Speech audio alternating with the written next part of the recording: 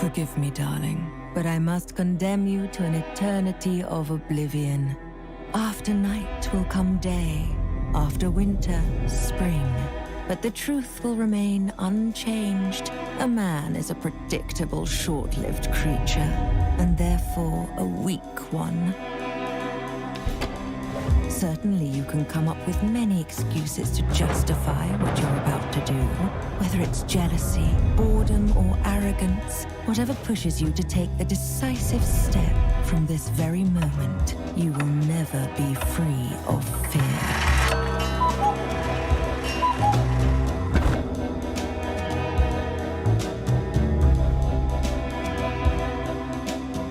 You might think that this path is the easiest one to take, but I'm all too familiar with darkness, so trust me when I say that in time it will pull you in so deep you'll have no other choice but to drown.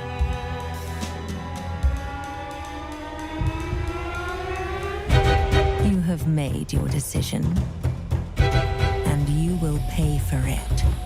Now, only time will tell if it's already too late for you, Vincent.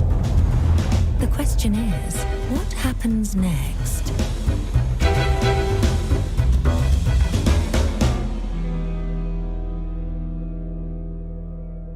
This is exactly what makes men so weak. In their fleeting vanity, they always seem to fight the wrong demons. Tell me, is this all just a game to you, a source of amusement? Or have you perhaps chosen this path out of necessity?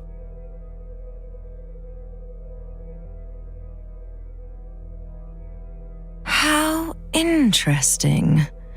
Whatever it is you seek, I hope it was worth it, assuming you even had a purpose to begin with.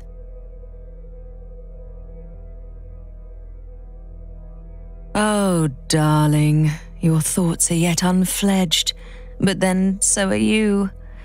Before we finally begin, let me ask you this. If you were given a choice between facing reality with all its hardships and being trapped in a pleasant, everlasting dream, what would you do?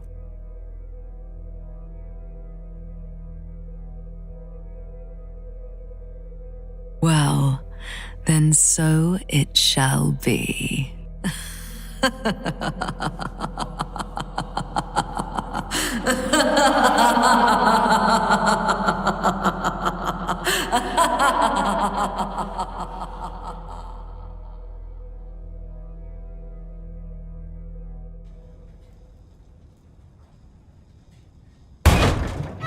Come on.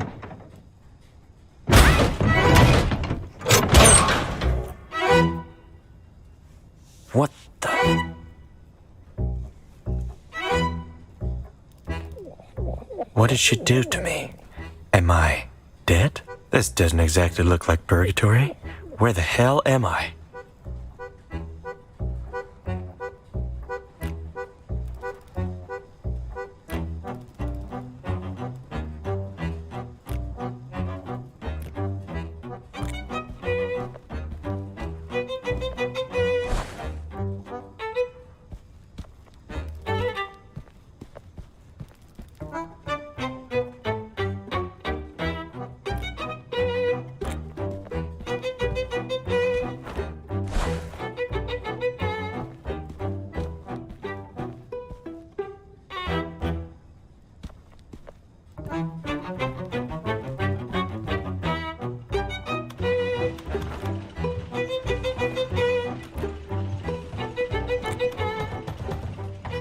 Is anyone there? Hello? Thank goodness. I thought I would die here. Can you let me out of this bloody thing? Yeah, but it won't open without a key. Oh, that's just marvelous. This cuckoo bastard really meant it when he said he wanted to get rid of me. Can you get the key from him, pretty please? He should be somewhere near, working on this blasted machine of his. I don't get any of it. Where am I? And what's going on? You are new here, right? I have all the answers you need, and more importantly, I know how to get out of here. But you'll have to let me out first. Fine, I'll get you out. Yes, thank you. This lunatic should be somewhere around here. You'll easily recognize him. Look for a huge machine made out of junk, but be careful. He's nuts.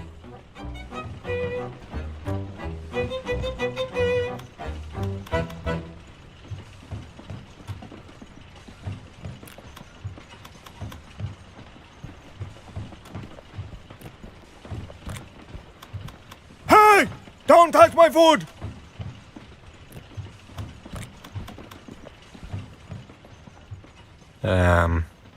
Do you have a moment? Who are you? I've never seen you before. Did you come from the sky? Did our goddess finally recognize my talent? I don't think so. I just want the key that opens that cabinet. Can you give it to me? Then don't waste my precious time! I need to finish the helicopter as soon as possible.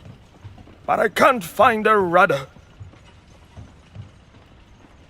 If I find you a rudder, will you give me the key? I'll think about it. I really need this rudder, though. I have some questions. Who's this goddess you were talking about? Are you mad? How can one not know Almighty Goddess? The one who created this world. Listen up, you nitwit. I shall tell you the truth that nobody else has the guts to accept. Our madam created this world to test our resolve and choose the most worthy of us to stay by her side and roam the earth for eternity. You'll hear people calling her the witch, but that just proves their narrow-mindedness. Why are you building a helicopter? Rumor has it, our madam lives in a castle in the skies above. And that's exactly where I'm going to fly after my helicopter is finished. Once I prove myself worthy of her time, I shall become her obedient servant. Do you have any idea how noble my cause is? Oh, of course you don't. You're just an uneducated brat. Now get lost. I'll get going. Off you go. She couldn't have been an actual witch, right? Maybe she dosed me with some weird stuff, and this is all just a hallucination. At this point, I sure hope it is.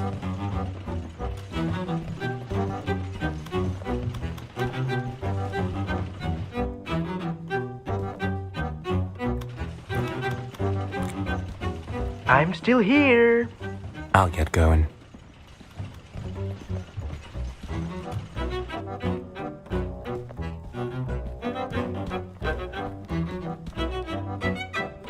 That's the rudder that weirdo needs for his helicopter. Now I need to figure out how to take it away from this creepy bird.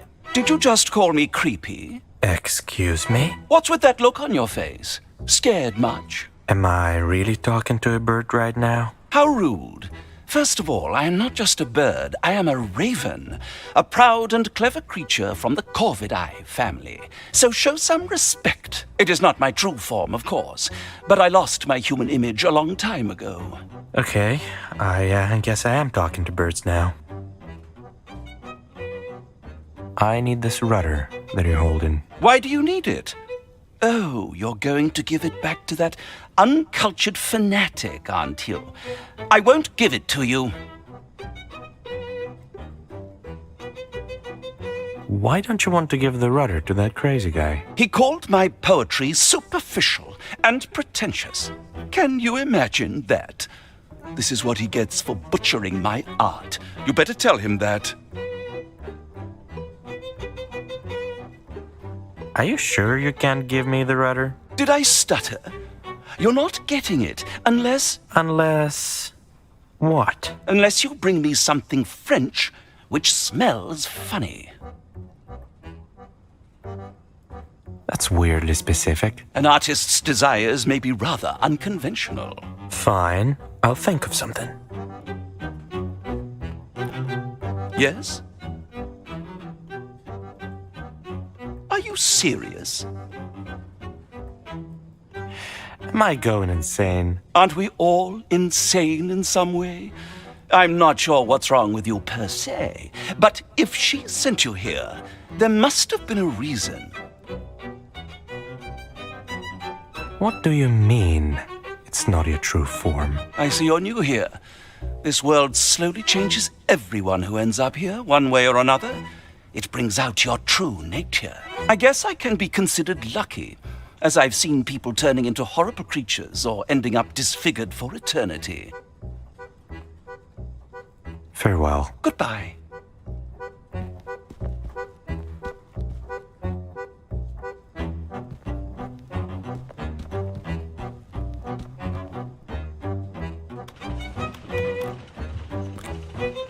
I'm still here. Hey, can you help me with something? Does it involve getting me out of captivity? Yes, actually.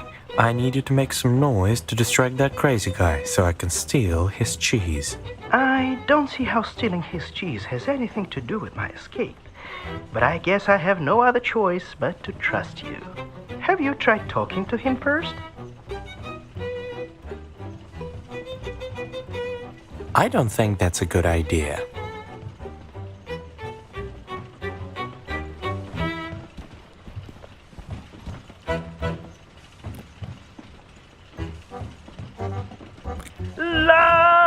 Shut up, you talentless rascal! I can't work if you keep screaming like that!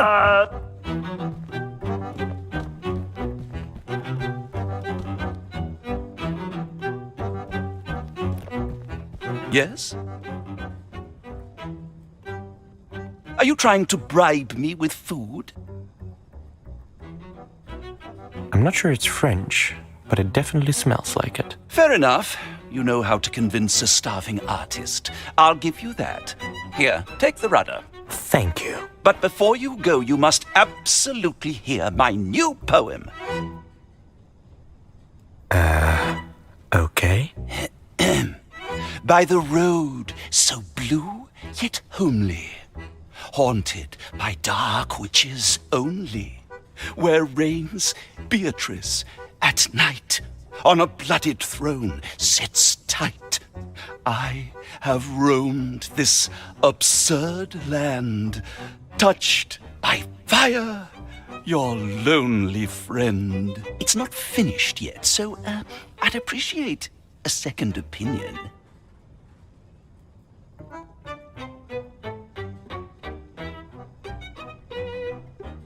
To be honest, I don't understand art at all. It was nice, I guess. Well, not everyone can appreciate poetry. You can go now.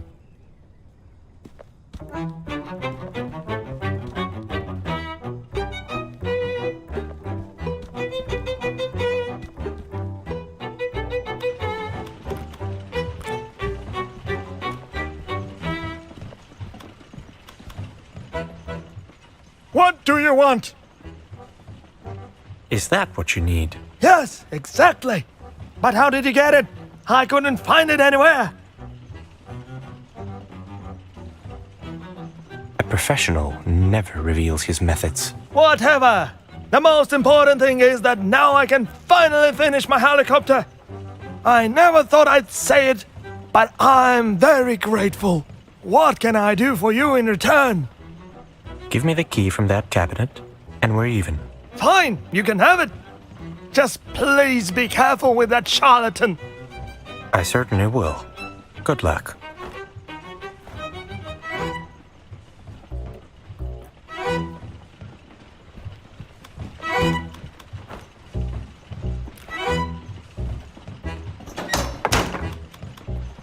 Free at last! Nice to see that I was saved by a handsome young man. Together we will be invincible. By the way, I'm Nikolai, but you can call me Nick. And you are? Vincent. All right, Vincent. Shall we start? Start what? Our journey to escape this place, obviously. Let's go somewhere nicer and I'll answer all your questions.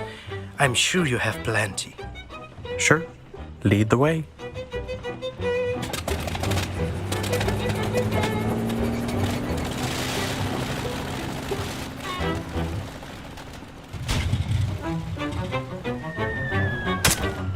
How convenient. I hope he didn't need that.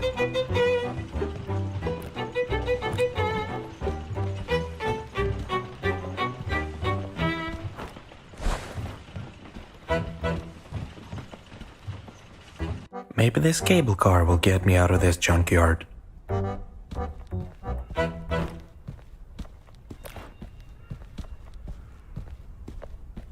Let's get out of here.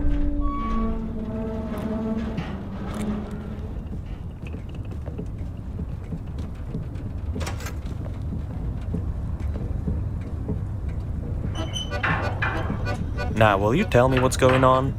I'll try to keep it short. You did something to upset Beatrice, didn't you? Well, the thing is that she's an ancient and powerful witch. So she sent you here, to a place where she throws away stuff she doesn't need, or people she can't stand. It exists in some kind of a weird loophole or whatever, so nobody can get in or get out of here themselves. Also, time works differently here, so nobody ever dies. At least not physically, if you know what I mean. So, people don't age here. It's just your soul that gets wrinkled, not your face. That's not too bad.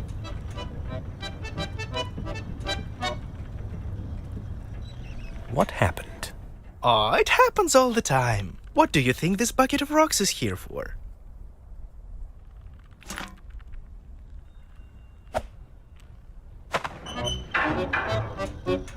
The thing is, this place brings out the worst in people, and when they give in to their vices, which we all have plenty of, they begin to transform in different ways. Yeah, I already talked to a bird.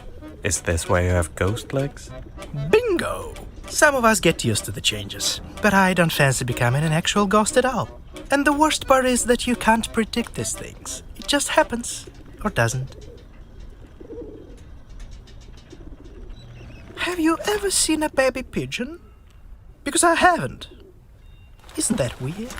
Maybe they're sacrificing them to some pigeon god. But then, why haven't they all died out? Questions, questions.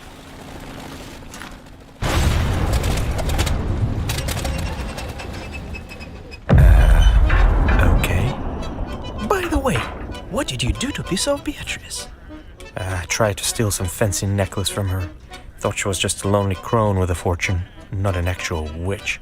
Why would you do that? I'm a thief. That's what I do.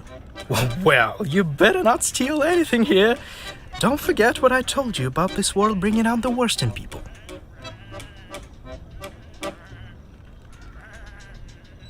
This is ridiculous. Come on, these are just sheep.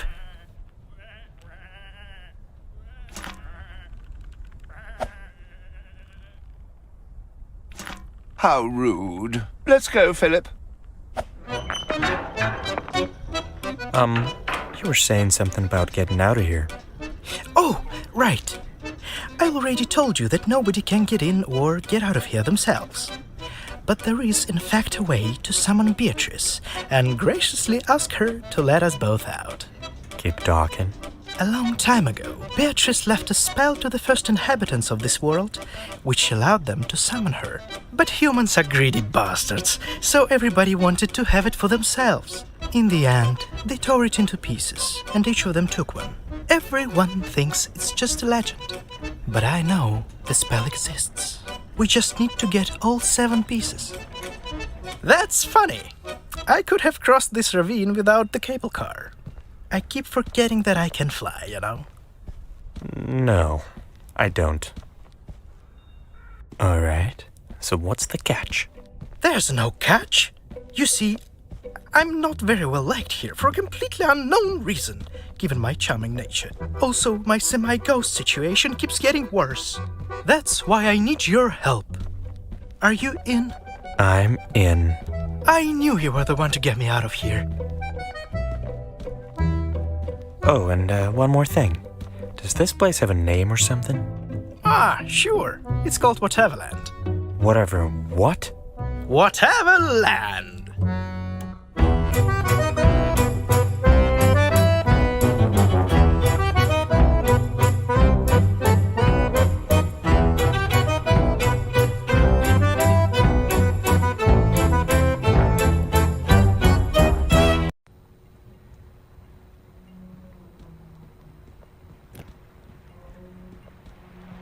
still can't believe he jumped like it was nothing.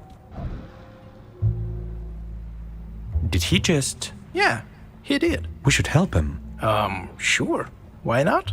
His shack is right under the bridge. Ah, my dear Francois, when are you going to give up trying?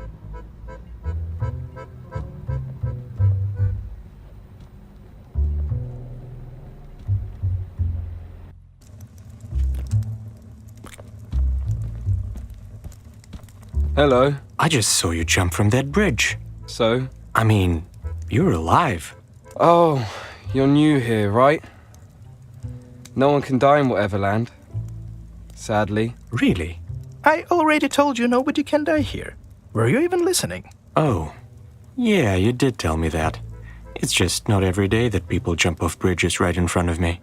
Don't worry. You'll get used to it. I wouldn't be so sure. Actually, Nick has a point. After a couple 100 years, you get used to the craziest things. A failed suicide will seem trivial soon enough. So, are you okay? Is anyone? Wait, don't answer. Sorry. I don't know why I said that. Sounded way better in my head. I always say stupid things like that. Anyway, it depends on what you mean by okay. Physically, I'm more than okay, which honestly sucks. And if you're asking about my mental state, I don't think I was ever okay to begin with. Some people just aren't made for happiness, I suppose.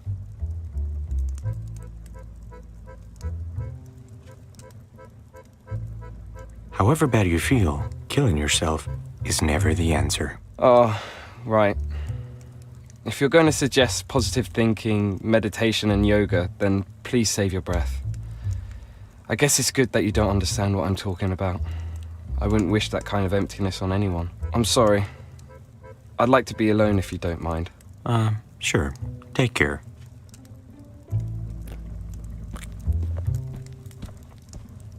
Why do cats love these so much?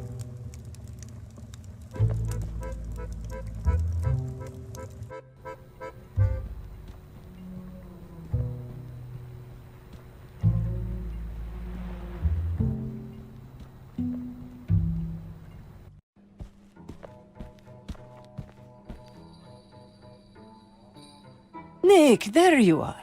I haven't seen you in weeks. Did you miss me? You wish. Who's that with you? This is Vincent. He just got here, so don't mind this whole lost puppy look. Vincent, meet Fida, the owner of this place and the most charming lady in Whateverland. Charmed. I'm sure I don't look like a lost puppy, Nick. You do, actually. But not like a sad, beaten dog. At least your face doesn't make me want to adopt you. Right, but I quite like this low-key, angry puppy look. You could say I already adopted him. No, you didn't. I'm not a dog. Yet. If you don't mind, I'll leave you to discuss your relationship alone. I have other customers. The ones that actually pay. Don't think I forgot that you owe me, Nick. But they're not your favorites, are they? Vincent, let's get to the table, shall we? Mm-hmm.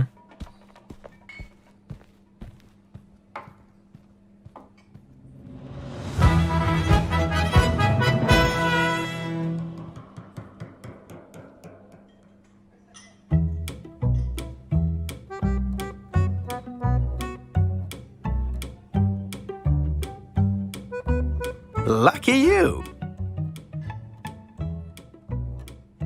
What are these things? Meet the Bukashes. A long time ago, they built this fancy prison for us.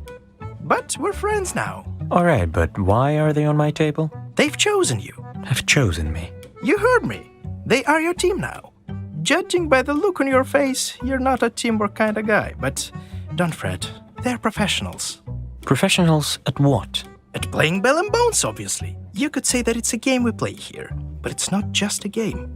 It's an essential part of any Whateverlander's daily existence. Here, let me show you.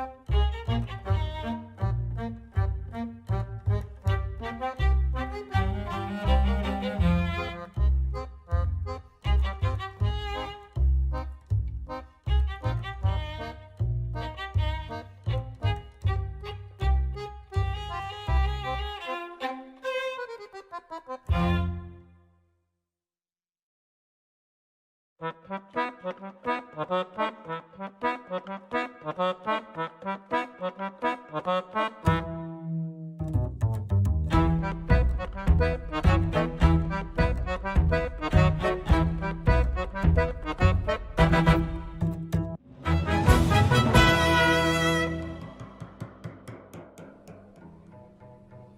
the way, here's the city map. You certainly need it more than I do. But how are we going to find the pieces of that spell you mentioned? Easy! There are 7 pieces total. So, we need to convince 7, or rather 8 people, to give their piece to us. That's it. And you know who these people are? Vincent, who do you think I am? I wouldn't have asked for your help if I didn't know where to look. Let's see. We have Van, the twins, Umaru-san, Alan, Oswald, Lewis, and of course, Ernest. I marked the places where they usually hang out on your map. What can you tell me about Van? Oh, he's a handful. A bored Russian aristocrat who is so lazy that he cannot even scratch his noble nose. I'm sure you will love him. Oh, definitely. So who are the twins exactly? Lily and Rose are a weird duo. One is an engineer, the other's an actress. They really despise each other. And it's not clear which sister envies the other one more. I'm sure we'll have so much fun with that one. Not 1 but 2 crazy sisters? Sign me up. Tell me more about this Umaru-san. She's a mysterious one, I can tell you that. Always wears a mask that covers her mouth. Not sure if she's afraid to catch some kind of virus or just hiding something underneath. Maybe we'll find out. I hope not. What about Ellen? Ellen is the host of the local radio station. Nobody knows her very closely, but we definitely need to be extra careful with her. Why? She never leaves her studio, but somehow knows everything about all Whateverlanders. Cool, but creepy. Exactly.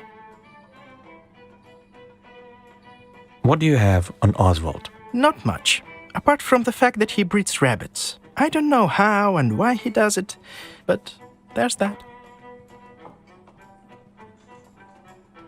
Do you know anything about Lewis? Well, he's a jazz musician, and the ladies love him. I'm not sure if I admire the guy or hate him for it. Probably both. Is there something I need to know about Ernest? Unfortunately, yes. He's going to be the toughest cookie to crack. What's so special about him? Ernest is the ultimate Bell and Bones champion. I don't know if he's really that good or just a crook, but during his time here, he has become very powerful. Think mob boss or a dictator. That's the kind of guy he is. Can't wait to meet him. Can you tell me more about Fida? Well, she's stunning, but I'm sure you noticed that already. She also makes a very mean margarita. Very mean. Other than that, you should ask her yourself. She doesn't bite most days. Do you come here often? Often? I practically live here. It's the best place to write, you know. All those miserable people drinking themselves into oblivion. So tragic, yet so beautiful. I draw so much inspiration from human anguish. All this drama when you could just have a drink. That's the difference between you and me, Vincent. I live and breathe drama, and you just want to be left alone with a glass in your hand. To each their own. All right, let's get going. The adventure awaits, my friend.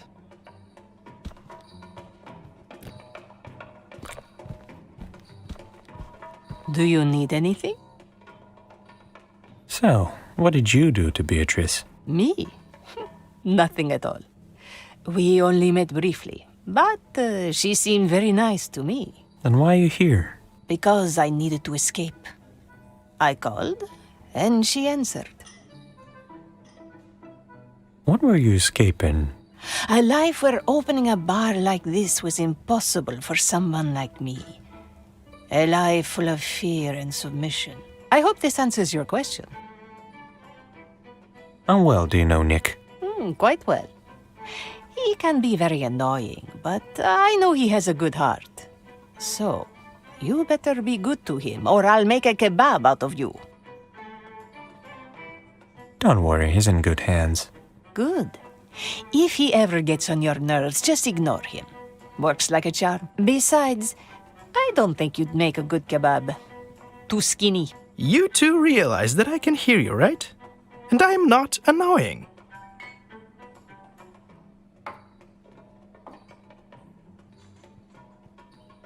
I hate you both. Goodbye.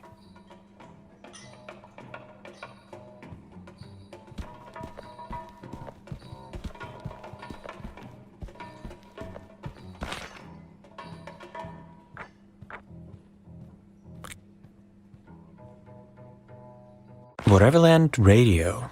I wonder, how does the whole thing with waves work here? What waves? I see no waves. I mean the radio waves, dumbass. The radio has waves? Do you not know how radio signal works? Why, with magic, obviously. And I refuse to believe anything else. Oh God. I'll explain it to you later.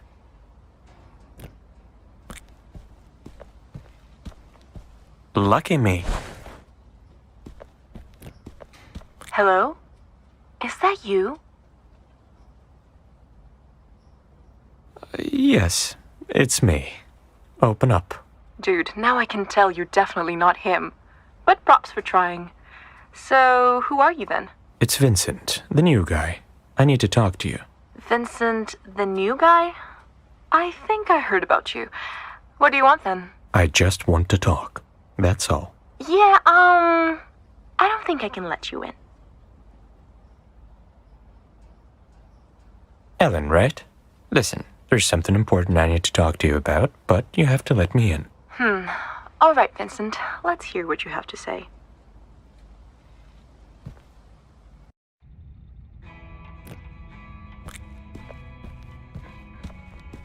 Before you say anything else, please tell me you're an expert at fixing radio towers. Sorry to disappoint, but no, I'm not. That means I'm totally, irrevocably screwed. Whatever. I'm Ellen Ein, the proud host of the only radio station here in Whateverland. Charmed. Well, of course you are. Before you start talking about why you're here and all that, I have a question to ask. What is it? Can I call you Vinny? You absolutely cannot. Sad, but expected. Can I? Don't you dare. Oh, okay. Vinny. Totally worth it. Oh, definitely. I'm looking for the pieces of the spell that summons Beatrice. Nick mentioned you had one of those. And he's totally right, I do. It's just, I don't get why would anyone want to summon that old hag. The only good thing that she ever gave us were the book ashes. These guys are cute, but that's it. Other than that, she's completely useless. We want to get out of here. As simple as that. Do you really believe she'll let you out? A pigeon is more likely to fly out of Nick's ass than for anyone to get out of Whateverland. I'd look at that. Hey, that would be most inconvenient. Come on, guys, you have to be realistic. Anyway, I would love to give it to you, I really would. But desperate times call for desperate measures, so... Let me guess. I'll have to fix the radio tower for you first, right? Bingo! Don't get me wrong, I really don't want to take advantage of the situation. But that's how it works in Whateverland. You scratch my back, I'll scratch yours. Fine, I'll look at it. But let's skip the scratching part. Brilliant. I knew you wouldn't abandon a woman in need of some brute force. Or whatever it is that can fix that thing. What happened to the radio tower? Do I look like I know? It's not working, that's all I can say for sure. And no one has seen Harold since he banished himself to the junkyard. I can't believe anyone would ever want to go back there. Yeah, it's pretty grim. I know, right? When I first got here, it was nothing but a cold, dark wasteland. No way I'm ever going back there. Besides, he's supposed to help me with the tower, not play with that useless half-rotten toy. Come on, leave a man his hobbies. Yeah, that's not gonna happen. So, what's your story? Oh, you won't ever believe it, so... Wait, Are you trying to sniff out some info so you can blackmail me or use that knowledge for any other selfish purpose, which, just so you know, I totally get, but don't want to give anyone the advantage? I don't think so, no. Promise? Of course. Swear on your mother's grave? How do you know she's... Whatever. Yes, I swear. Awesome. Now, where was I? At the very beginning, I presume. So, before I ended up here, I have been writing for this cute local website. You know, the kind where you can find out what type of sandal you are. Then, all sorts of strange things began to happen in our town. And of course, I had to investigate. After all, how else was I supposed to get promoted? Susan has always hated me. She was such a... Ellen. Right. So, all the cats in town suddenly disappeared. Weird, huh? And not only did they disappear, each one of them left a farewell note to their owner. A note from a cat. I think I know where this is going. Yes! Sadly, that was the most exciting part. As soon as I started making progress, Beatrice got me. Guess she wasn't happy about those little articles of mine. She sent you here just because you were investigating her. That's a bit too harsh. Everyone is afraid of the truth, Vincent. Even witches? Especially them. Your accent seems off. Let me ask you something. Are you familiar with the Golden Rule? Nope, not really. Never question a girl's accent. Do people really listen to the radio in this place? Does that surprise you? Most people here are lonely, and the only thing keeping them from giving into despair is listening to my beautiful voice every day for the rest of eternity.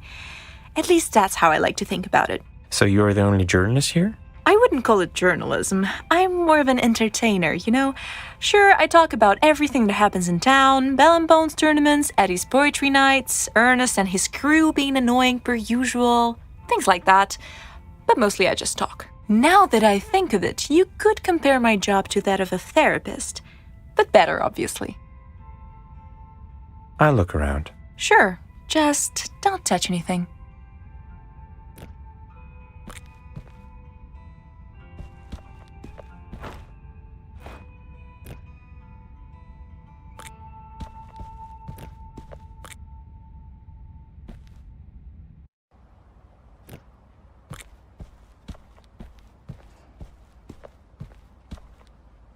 Do you have any idea how to fix a radio tower? Not a single one, do you?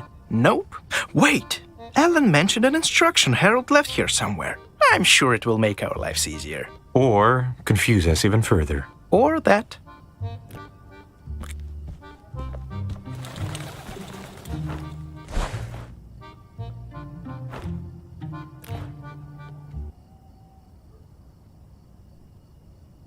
Listen up, Missy. There is a control center below the main antenna, and that manages all the antennas in the city. The network is old and rubbish. So if one of the antennas fails, or if some idiot moves it even a tiny bit, the whole chain will be interrupted. If that happens, you'll have to restore the chain. To do that, you open the control center and carefully, and I repeat, carefully, connect all the antennas so that they form a chain that begins and ends at the radio tower. Just remember that the signals must not cross. Ever. And if one of the antennas fails completely, and you can't even get access to it, which is entirely possible, knowing our fellow Whateverlanders, well, that means one thing. You're screwed. Until I'm back, of course. Oh, and by the way, I finished the safe you asked for. The one that looks like a fake oscilloscope. Remember? I painted it yellow, so you don't confuse it with a regular one. Anyway, I've got to finish this up and head to the junkyard. Good luck, Missy.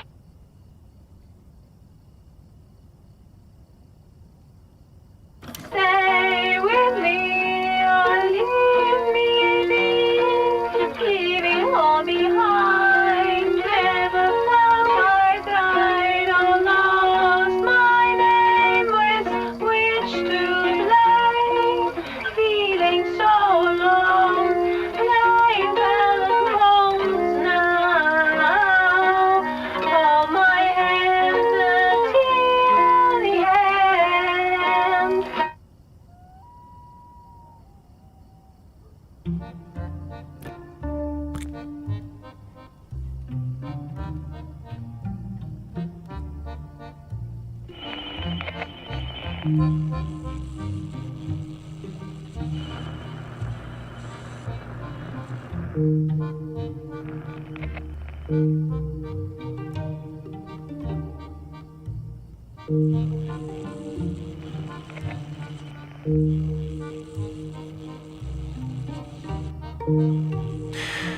This isn't working.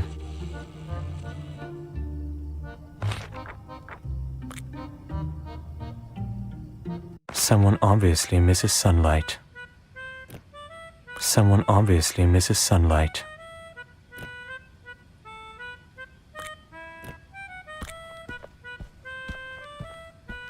Who's the cutest rabbit?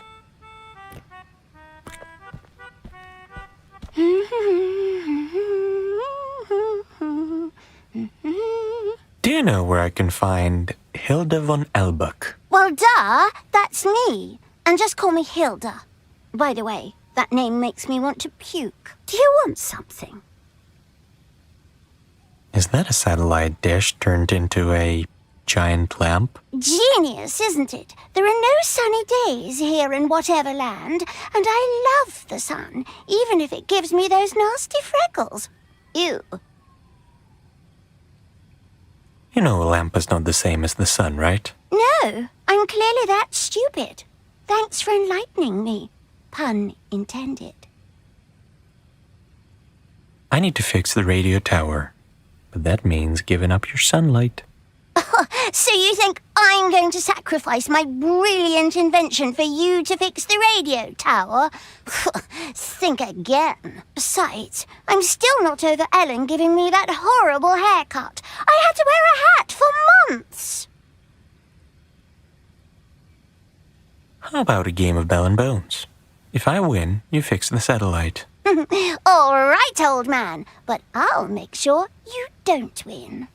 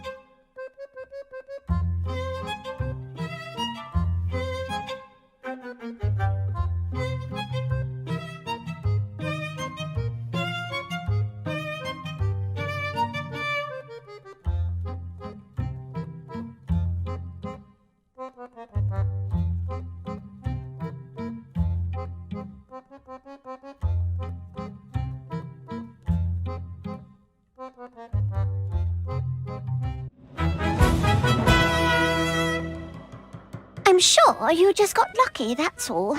Yeah, definitely.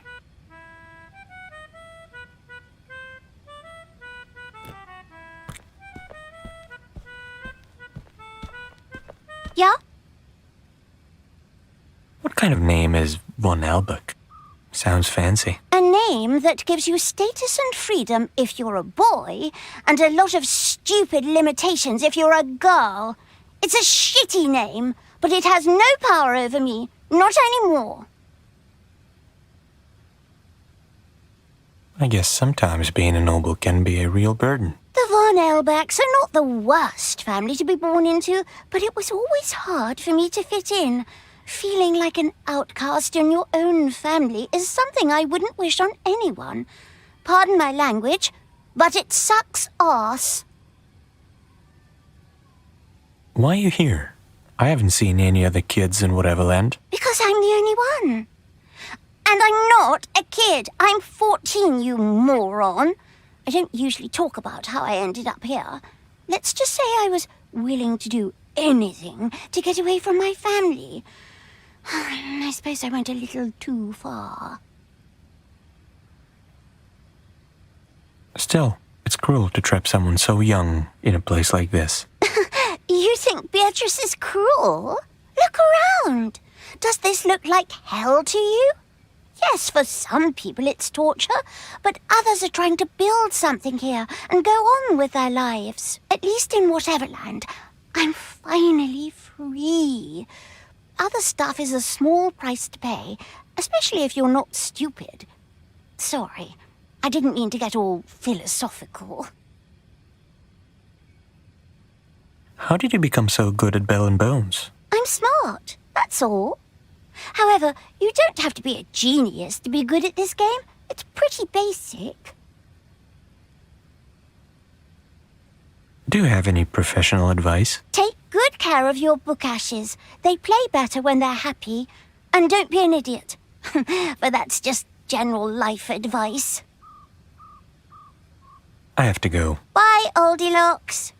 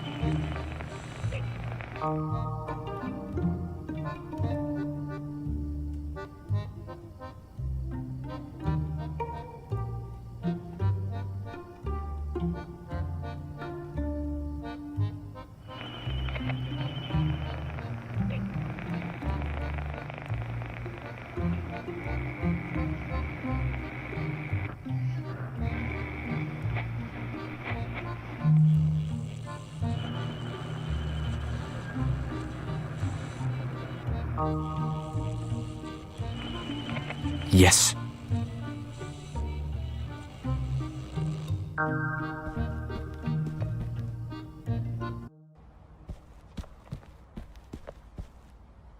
You fixed it! Now I can finally get back to work. I had little hope for you, Vincent. Guess I was wrong. Clearly you were. And I will be forever grateful to both of you. I think you're forgetting something. Sure. Wait a second. Here it is. Tell Beatrice she's a bitch when you see her, okay? I'll think about it.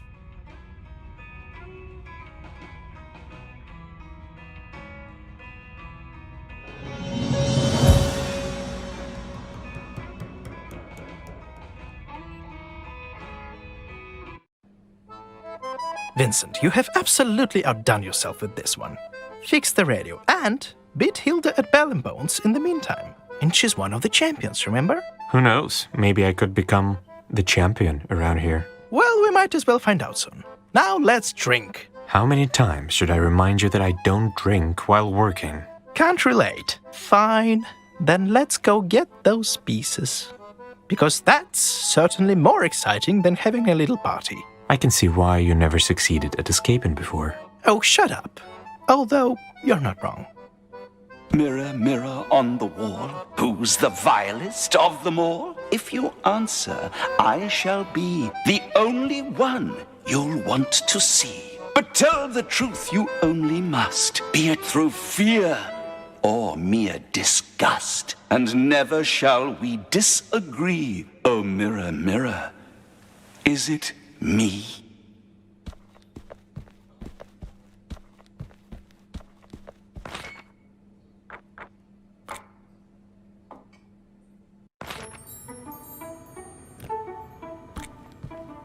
What? I want to challenge you to a bell and bones match. Oh, fine. But don't disappoint me.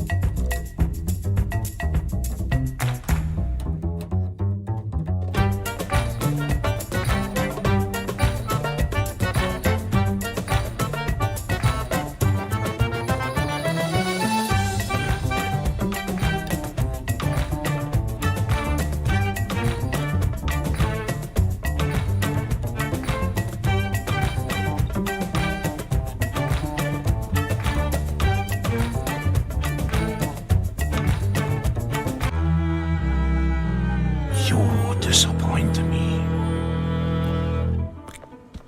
What?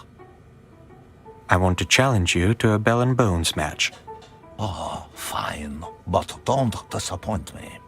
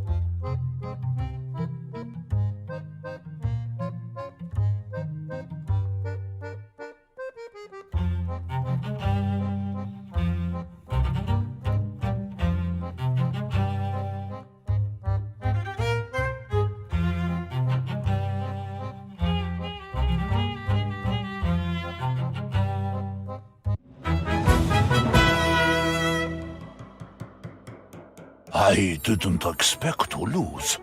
Underestimating you made me weak. You taught me a good lesson.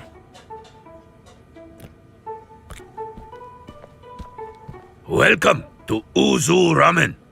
What can I get you? I'd like some ramen, please. Sure. What do you have for me? What do you mean? Is this your first day or something?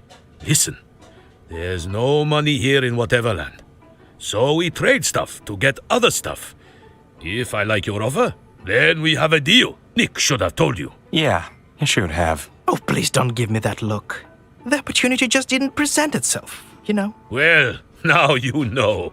Better late than never. Do you know that woman wearing a mask? Do you mean Umaru-san? I wish I didn't. But she comes here every day. I've never heard a single good word from her about my food. And yet, she keeps ordering. Who's that mysterious guy at the table? That's Gino. He doesn't talk much. Mostly drinks and stares at his bell and bones board. Do you own this place? I do.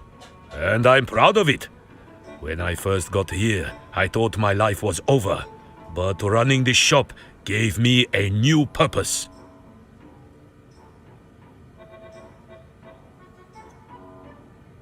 Isn't this place supposed to be some kind of a weird purgatory where everyone suffers forever? It is to some. But there are many of us who found our place here. If you ask me, I don't believe Beatrice is that evil. So, what do you believe? I think she has a plan. Not sure what it is exactly, but there's got to be some kind of purpose to all this. Or maybe I'm too into conspiracy theories. What do you think?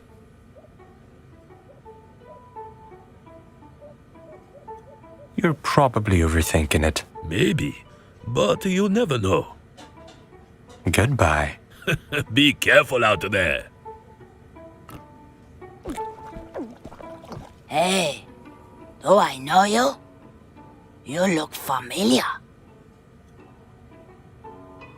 I guess I'm getting quite famous around here. No, you do remind me of someone. Turn your head to the left, will you? You have the exact same nose as my neighbor Quentin. It was very strange. Used to talk about some moving pictures all the time. He was a little crazy, you see. Probably a drunk, but at least not the raging kind. More of a choir. Wow. I look like a lunatic who's also a drunk. Isn't that great? Well, at least he was a handsome lunatic. Actually, that does make it better, yes. All right. So, what do you want from me? I'm looking for the spell that summons Beatrice. I heard you had a piece of it. You heard right, but I'm not a charity. Why does everybody want something from me? Oh, really? Aren't you the one that wants to take something from me? You have a point. What can you recommend on the menu? Nothing. Really? There are at least a dozen empty plates in front of you. Good to know you're not blind. Still, the food here is horrible.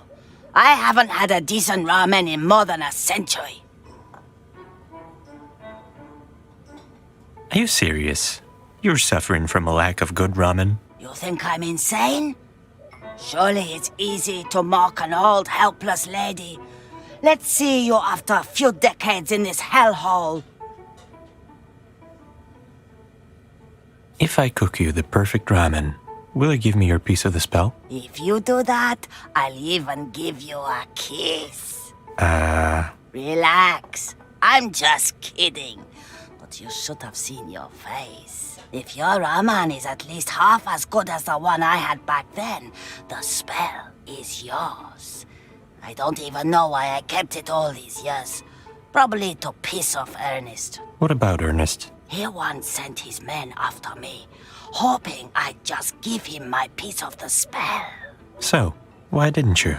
Because Ernest can go screw himself. I hate that guy. Thinks he's the boss of this dump. Yeah, right. But how did you get rid of his men? I bit off one of the guy's finger and threatened that next time I'd be aiming for other body parts, if you get what I'm saying. I think I do. Good. Now, hurry up and treat a lady to some real good ramen. Why did Beatrice send you here? For a good reason. And, what is that supposed to mean? That you shouldn't stick your nose in other people's business. Goodbye. Whatever. Hello again. What's Omara-san's problem with your, ramen? That woman is insufferable. She wants special ramen made with gold and tuna.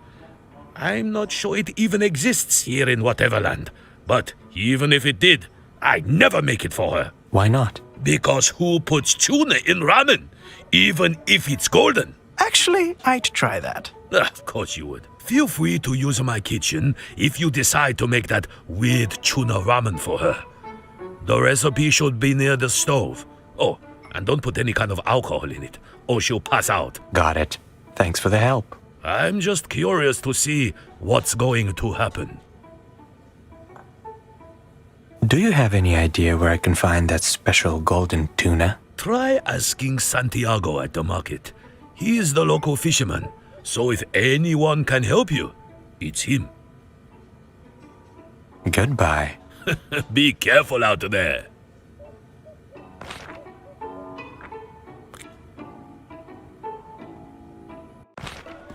Feels like the right place to look for a non-existent fish. Quit the brooding and let's find that precious tuna. At least someone's optimistic. Oh, Nick, care to explain yourself? What? Did you say something? I'm talking about us, Nick. Sorry, can't hear you. Hello, comrade. Got anything to trade? Not really. This is how you become a champion. I don't like your friend, you know. Did I ask? That's fine, Vincent. Forget it. How can I help you? Do you happen to have a golden tuna for sale? Huh? Did I hear that right? You're talking about the golden tuna? Do you have it or not? Actually, I do have this beautiful, exclusive, incredible fish. But... Doesn't there always have to be a but? Life is just a series of infinite buts. Remember that, amigo? Fine. What do you want then? I got a fresh batch here, but I still can't get my hands on it. Sort the fish while I handle the customers, and the golden tuna is yours. Deal. That shouldn't be too hard. Just don't get too cocky. All right, camarada. What you have to do is sort the new batch of fish. It's simple. Good fish to the left, bad fish to the right. Come on, no time to waste.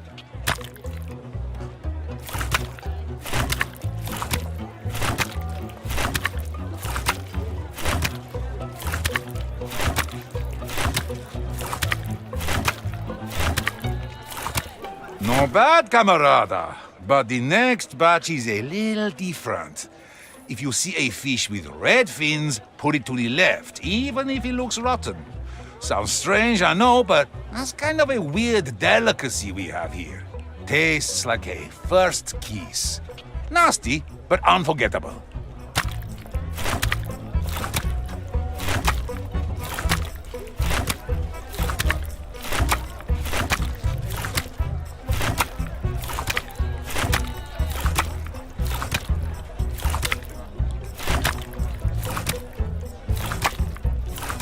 You're doing good, camarada. Now, stay vigilant, because in the next batch, there might be Whateverlanders who turned into fish. You wouldn't want to eat them, no? So, watch out for fish with human eyes, and put them to the right.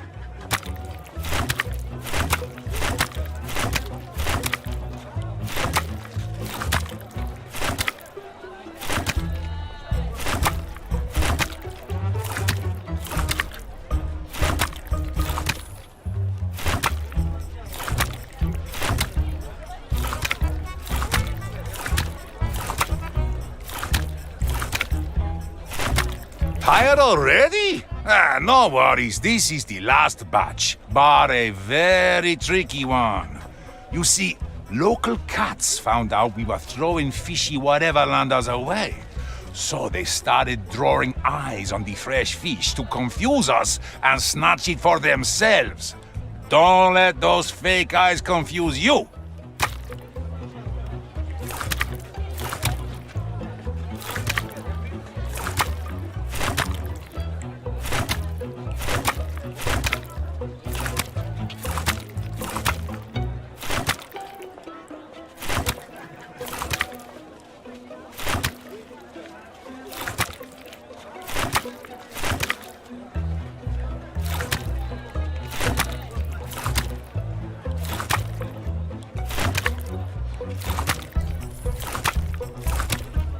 Beautiful!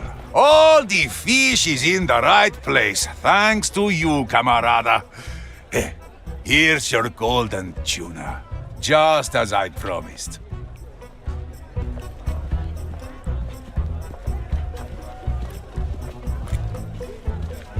Here you are.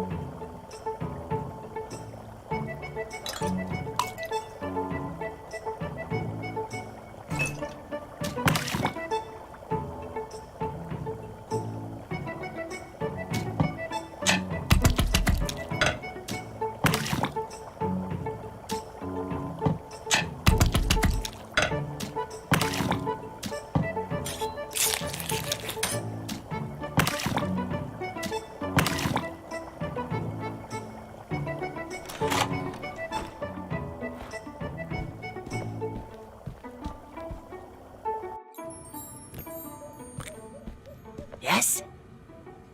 Here, try this. Wait, you actually made me a ramen? You must be desperate. Let's see.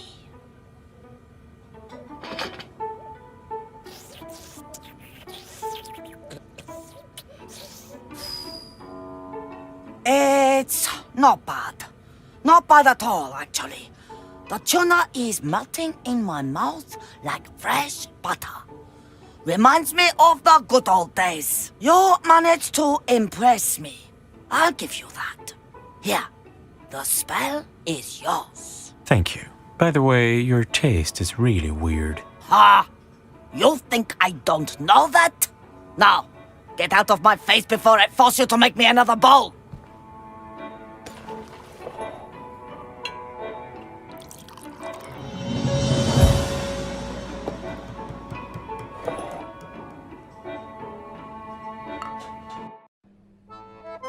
So, you're a thief and a master chef all at once. Who would have thought?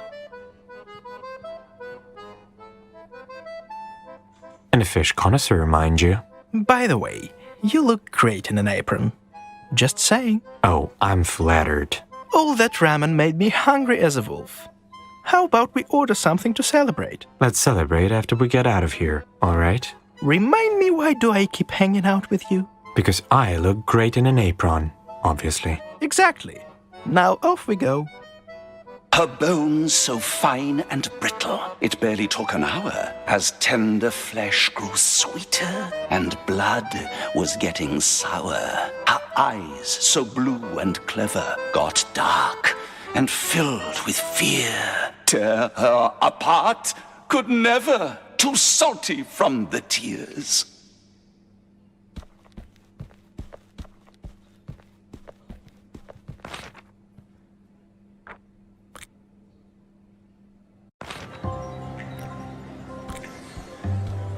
Reach for the moon. If you miss, at least you be among the stars. What? Excuse me. I just prefer to express myself with words that have meaning. I could have just said, hello, stranger, but instead I gave you a piece of wisdom. Who knows? Maybe it will change your life.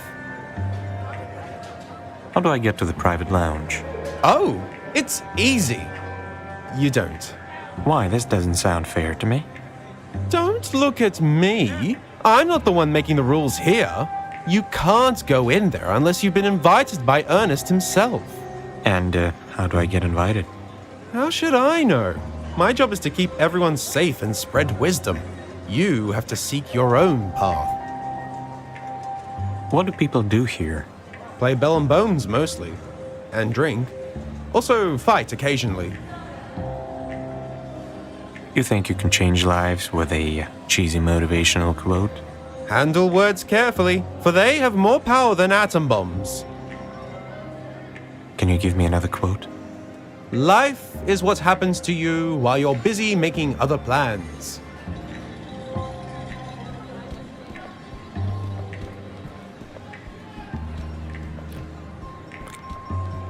State your business.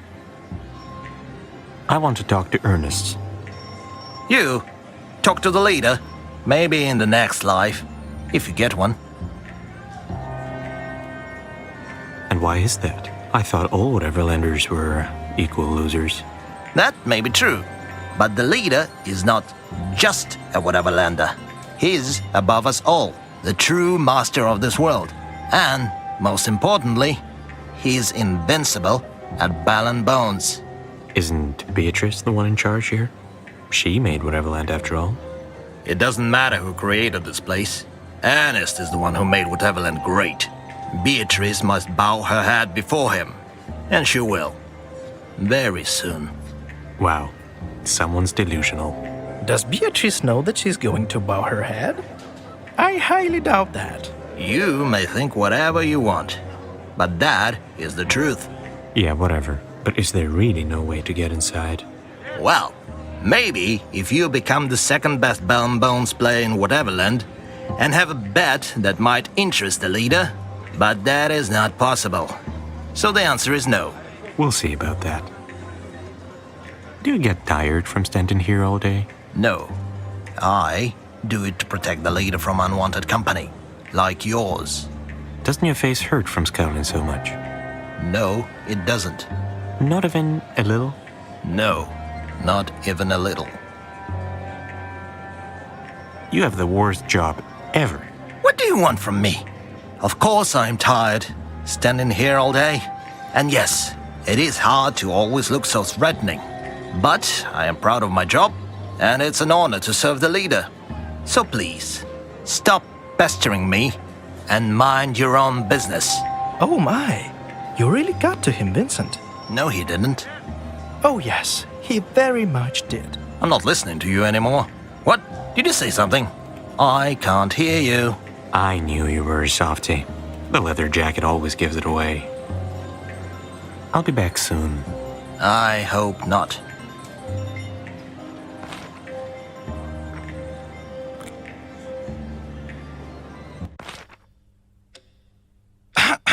Hey, Vincent. Yes? How about I wait outside? What? Why? Well, come on, just tell me. I just want you to know that Sylvia, the Serpentine librarian over there, has a thing for me. A thing? Yes, a thing. What's with that look? Nothing, I just didn't take you for a ladies' man. And why is that? Am I not charming enough for you? Actually, you are. Oh, anyway, I warned you. Now let's move on. Here you are.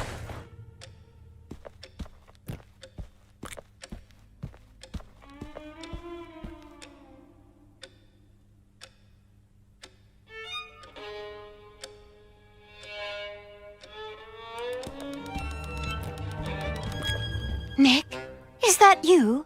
Devil stockings. I'm so happy to see you. Where have you been? Hello, Sylvia. I've been working on my latest novel, and the process requires complete solitude. I'm sure you understand. Oh, of course. All geniuses need their privacy. I can't wait to read whatever it is you're writing. It simply must be remarkable. And who's that with you? Oh, that's Vincent. My new editor.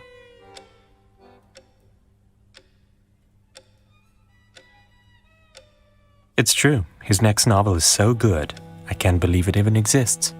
Literally. Ah, you flatter me. No words can reflect the true depth of my admiration for your talent.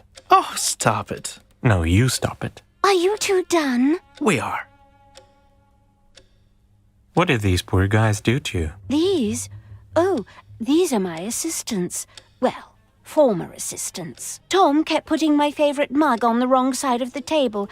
I told him 100 times I was left-handed. And Jerry, I can't even talk about Jerry. Why? What did you do? Well, once I asked him to clean up the shelves, so he sorted out all the books. All of them. And? What's wrong with that? By size, Vincent.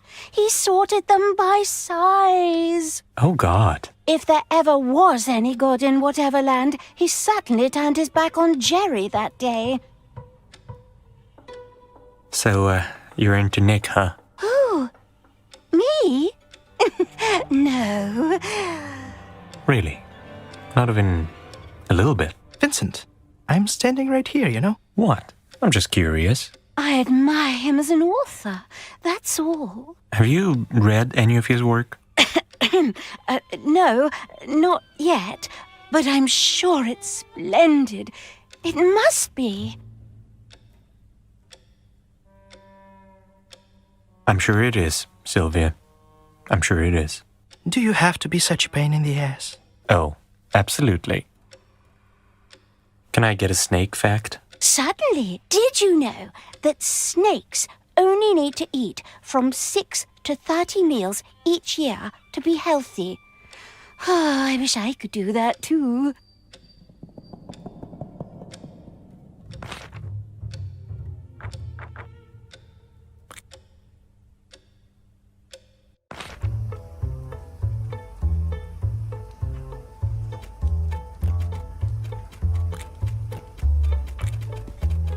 What can I do for you, stranger?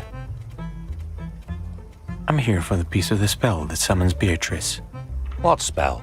I know nothing about no spell, but I can give you some rabbit food instead.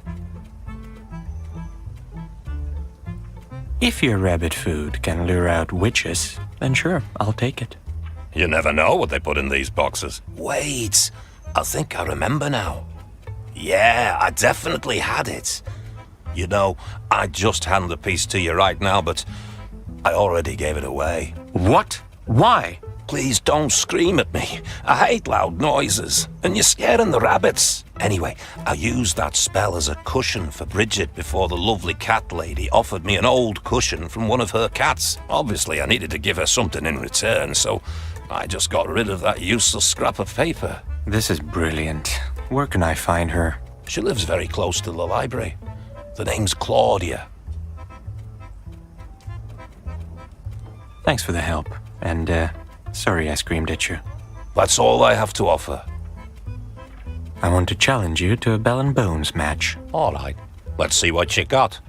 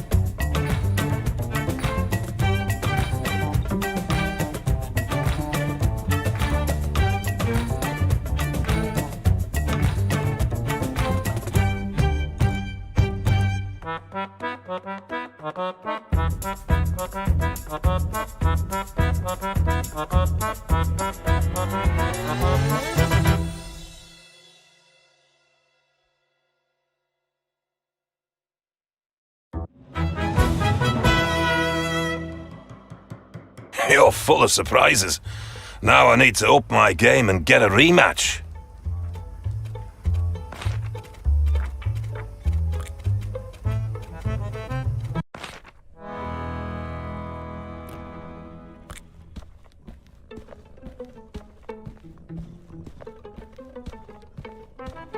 Who's the cutest rabbit?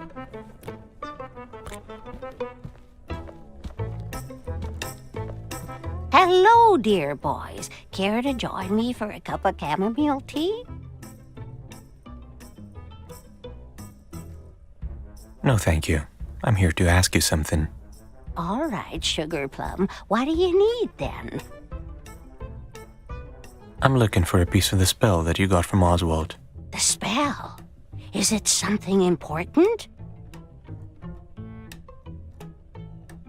It's a piece of the spell that can help us summon Beatrice. So, yeah, it's quite important. Oh, please don't say that name out loud, or I'm gonna cry. Please don't. That woman is pure evil. It's true, I've done a lot of things that some people might consider illegal or even brutal. But even I don't deserve this kind of punishment. I wasn't expecting a confession, but go ahead, tell me. Well, as you can see, I'm very fond of cats. I had many cats since I was a little girl, having to share a bedroom with 2 older brothers and a sister. My cats comforted me when our parents' fights made the windows shake. They protected me when my first husband got so mad he threw a porcelain vase at me. It was his anniversary gift, by the way. I have many regrets. But if there's one thing I did right in my life, it was putting a bullet right between his goddamn eyes. And may the Lord be my witness. Wait, you did what? As I said, my cats are my family. They're like children to me. And every mother has a favorite child. Can you just get to the point? You young people have an attention span the size of a button. So, as you can see, the witch sent all my children here with me. All but one. My favorite baby, Lucifer, was left there all alone. What kind of monster would do that?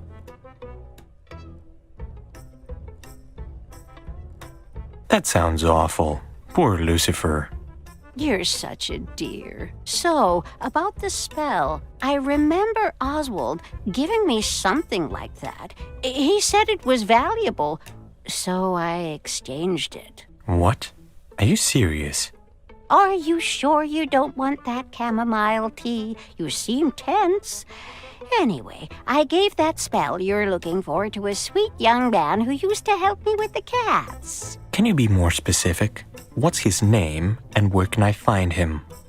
I don't recall his name, and I have no idea where he lives.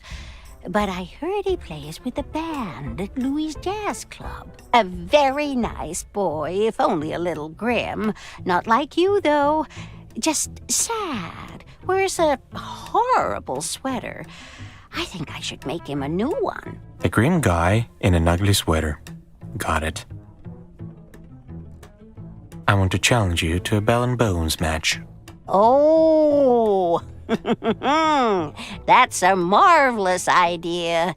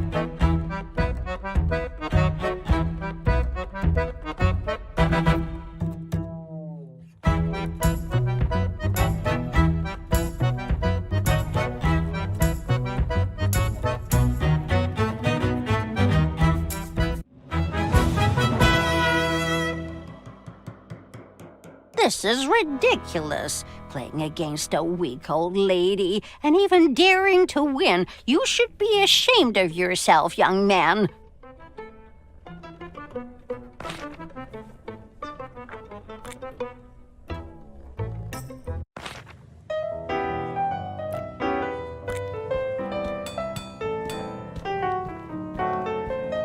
Excuse me, gentlemen, but I can't let you pass without an invitation.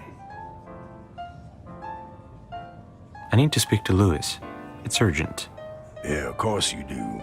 Everybody wants something from Mr. Lewis. But no invitation means no entry. We need to figure out a way to attract his attention. Got any ideas? Not really. How about we ask the band?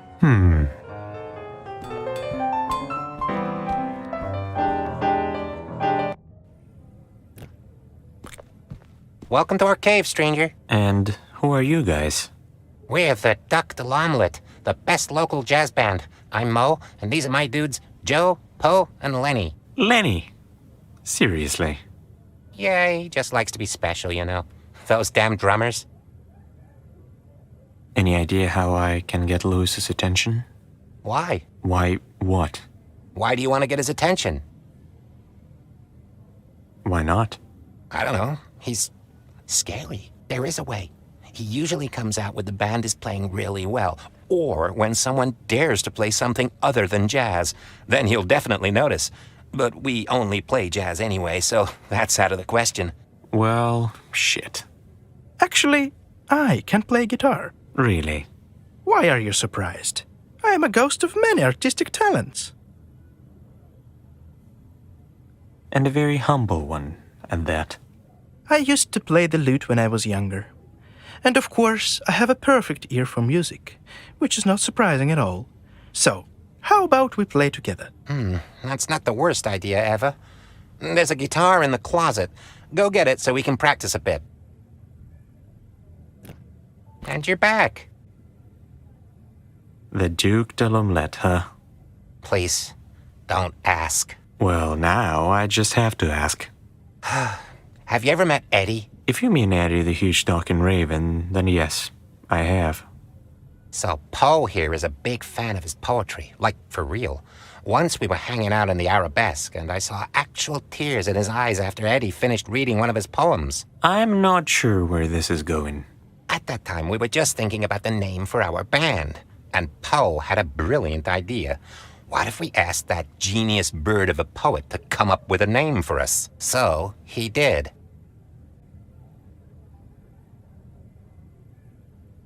That's the most pretentious name I've heard in my entire life. Yep, that's Eddie for you. I guess we should be grateful he didn't call us the Premature Burial or something morbid like that. Honestly, I wouldn't be surprised. Me neither, bro. Me neither. Why aren't you playing? We don't have a guitarist. Francois got into one of his moods again and just left. Now Lewis is pissed at us. I knew we shouldn't have let him join the band. I saw him jump off a bridge recently. Not sure he's coming back to you. Well, that's too bad. Anyway, we need someone to play the guitar, or else we can't go out on that stage. Are you guys close friends with Francois? I don't think Francois even knows what a friend is supposed to be. So no, not really. What do you mean? We tried to be friends with him, we really did. But he never went for a drink with us at the Arabesque, never answered any questions about his life. Now that I think of it, I only know his name and that he likes to play guitar. Not much to work with, is it?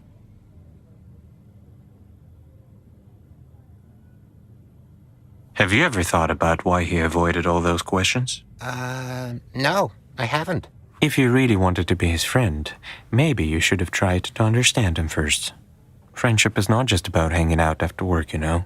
Whoa, But dude, that's deep. Yeah, dude. I know. I guess you have a point. I'll think about it. Goodbye. Yeah, right.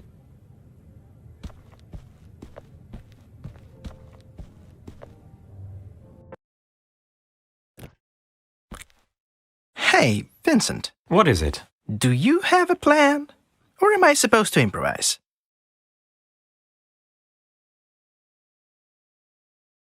Don't worry. I just want to impress him, so play as well as you can. Oh, okay. I think I can do that. I'm sure you'll do great. Aw, will you cheer for me? How about throwing flowers on the stage? Shut up, Nick. Fine, fine.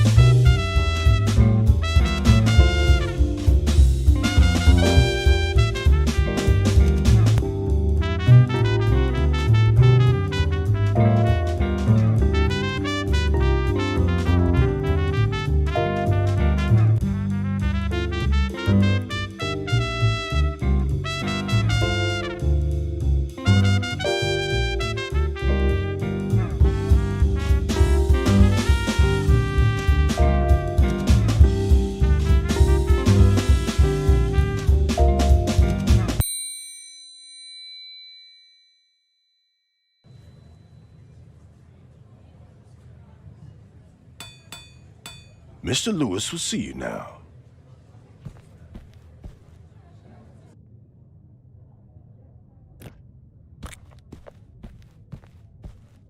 I'll find use for you.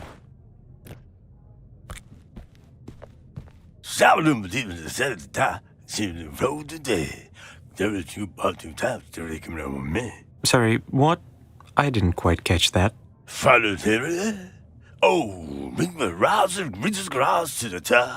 Nope, still don't get it.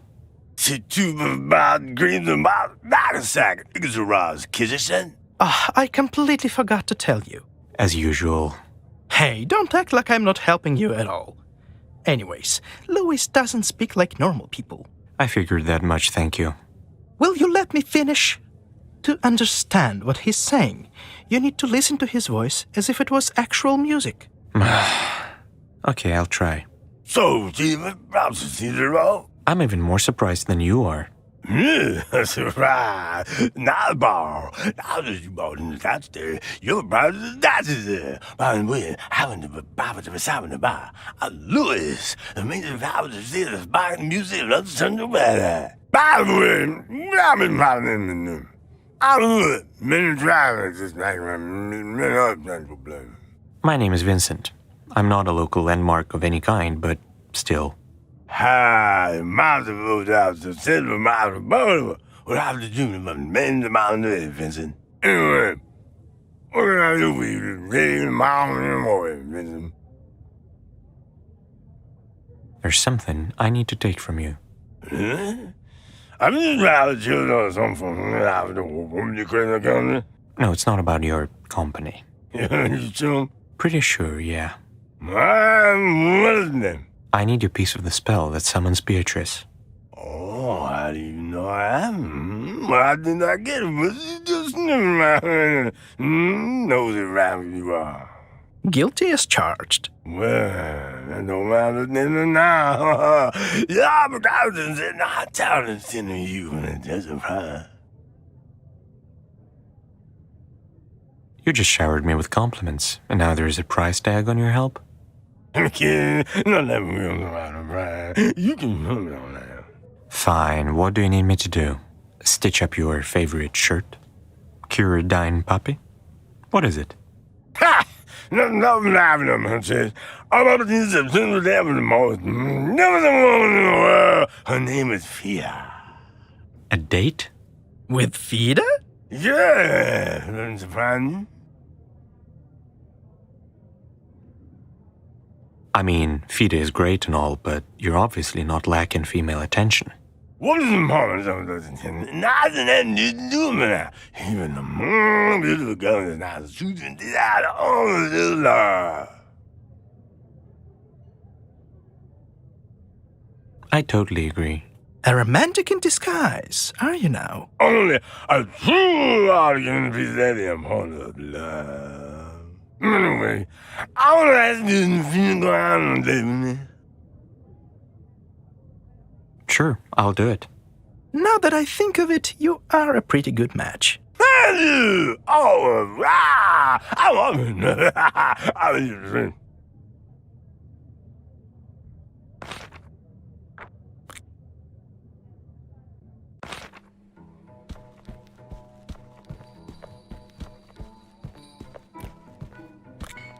Do you need anything? Hey, do you know Louis? Everybody knows Louis. Why do you ask? He really wants to take you out on a date. Oh, really? What happened? Did he get tired of all the other girls in Whateverland? I think he just really likes you, that's all. Or he just wants to add another name to his list of conquests. No, he's actually in love with you. And why should I believe you? No reason, but it's the truth. Otherwise, he wouldn't be waiting at the entrance right now. Wait, he's here? Oh God, how do I look? Dashing, as always. Right, I think I can do this. Although there is a problem. What is it? I can't understand a single word he says. You see, I'm completely tone deaf. My parents wanted me to become a pianist, but I disappointed them even in this. Don't worry, we'll figure something out. Like what? How about we get you an earpiece, so that Vincent can quickly translate what Louis says? Wow, I'm an actual genius. This is actually a great idea. Let's do it. Aren't you interested in what I think about it? Nope. Not really. All right, so here's how it goes. You have to translate what Louis says, but keep in mind that Fida is a modest woman, and Louis, let's just say he can be a bit straightforward, so you might want to filter it out a little. You want me to lie to her? No, I want you to help out a good guy who's never been on a proper date before. Got it. So, can you tell me a little about yourself? I don't know about me. We can just get on fishing, man. You're striking beauty. Why talk about me when we can discuss a more pressing matter? Your striking beauty. Sweet Tucker. You know, I was through my basket and by your rabbit is me, of course. But many the gays. Louis says he was captivated by your eyes when he first saw you at the club. Really? Your eyes were the first thing I noticed as well. They're so beautiful. I think I'm not coming to the most important book I need.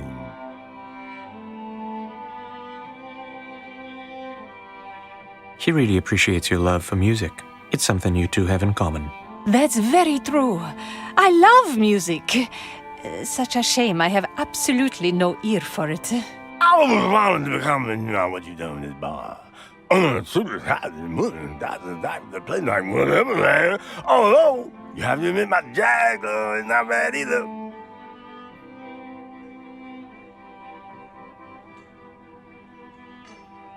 He says the arabesque is pretty. I'm glad you like it. In fact, I don't understand, man. Some torturous. I don't know to take you on music. I need to plead the body to the homeland. It's better than what your wonderful teacher ever said.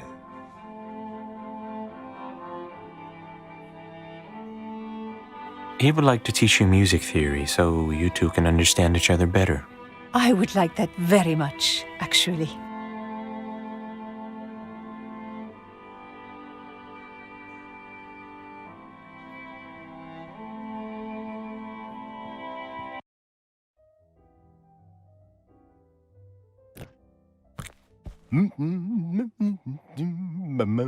Louis, are you okay?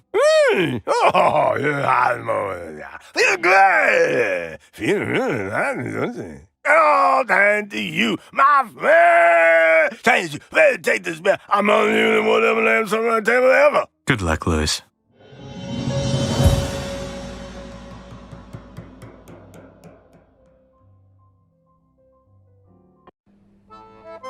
I can't believe we just witnessed Louis and Fida having an actual date. How did that happen? They're a good match, don't you think? Now that I think of it, they actually are pretty cute together. Oh, the wonders of love. I propose a toast for the happy couple. First, one date does not mean they're a couple. And second of all, let's have a proper celebration once this is over. Now that's the attitude I can get behind. Oh, how I bathed in lights, so blinded and unaware. Oh, many lonely nights with no one I wanted to share. Oh, can you hear me, love? My gentle and quiet song. Oh, like a mateless dove, I've waited for far too long.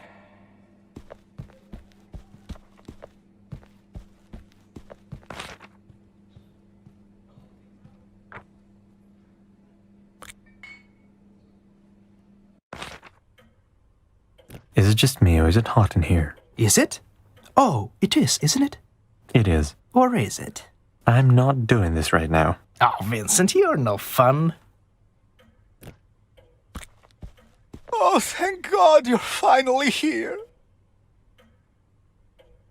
I'm afraid you mistaken me for someone else. I don't care who you are. I command you to fix the ventilation system at once. Can't you see I'm suffocating here? That's definitely not why I'm here. Plus, I know nothing about ventilation systems, so... Oh dear, have I been cursed? What did I do to deserve this never-ending suffering? Does the universe want me to drown in sweat or boil like a pig in a pan? Can't you fix it yourself? Are you out of your mind? These delicate hands were not made for plebeian labor. Zachary was supposed to do it, but he betrayed me in my most vulnerable moment. And it's hot in here, so very hot. The ventilation would be fixed already if you stopped whining for a second and got your royal ass off the couch. Have you come here just to torment me? If that's the case, then save your breath. I haven't stood up in decades, and I'm not planning to anytime soon. I'm perfectly fine where I am. But thank you for calling my ass royal. Of that I quite agree. And who's Zachary? He used to be my loyal servant. His family's been working for mine for generations, but he turned out to be a filthy traitor, leaving me helpless in this heat. Well, not actually leaving. He's probably in the kitchen. Maybe he just doesn't want to be a servant anymore. Or maybe he's just an ungrateful peasant with a destructive gambling addiction. But what do I know? Gambling addiction? Oh, yes, and a nasty one at that. He even lost my father's watch to some dirty fisherman. That was before we got trapped here. Zachary used to play cards then, and now he's crazy about this B&B game. Gambling should be considered a deadly sin of its own, I swear. That sounds serious. Because it is. Thankfully, I hid all the valuables he hadn't got his hands on yet. I sometimes marvel at my own cleverness. And, where did you hide it? Nice try, young man. Well, I had to try.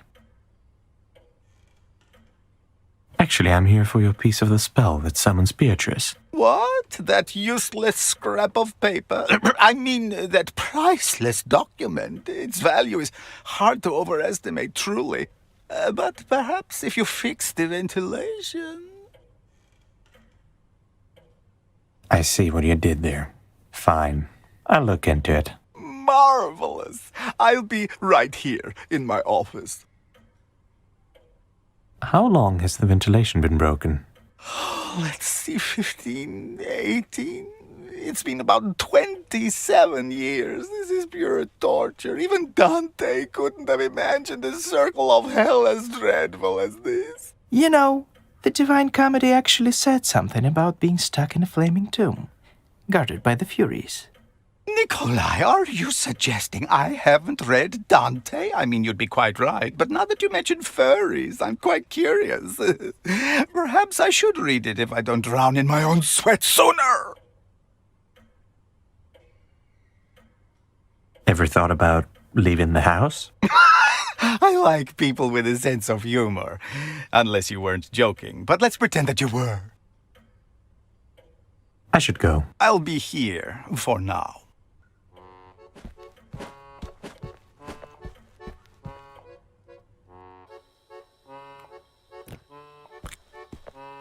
Here you are.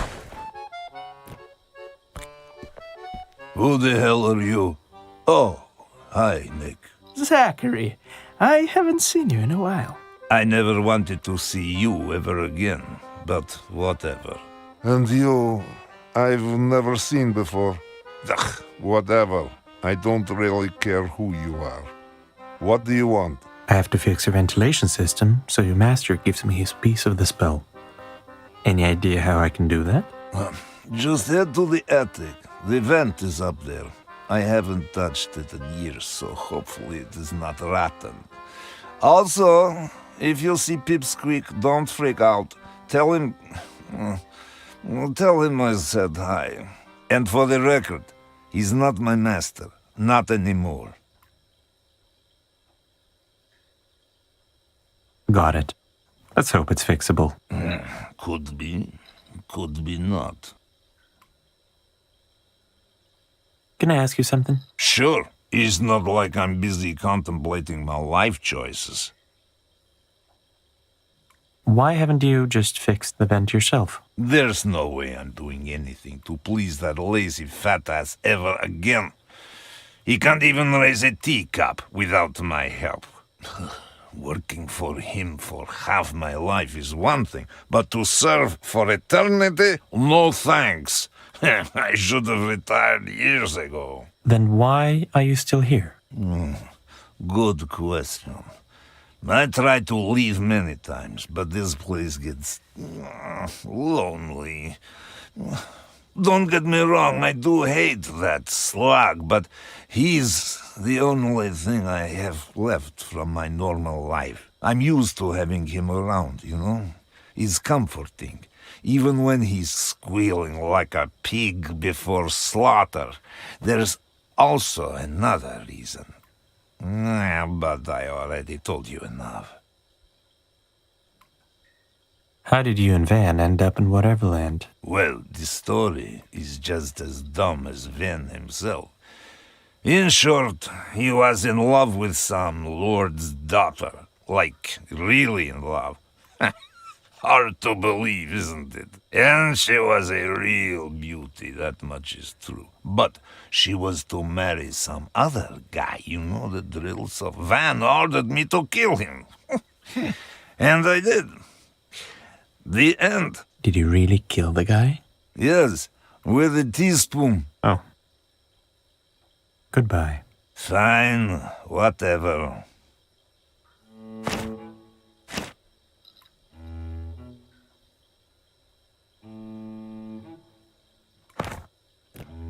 I knew you'd be back. Care to play a round of B&B? All right. Prepare to lose.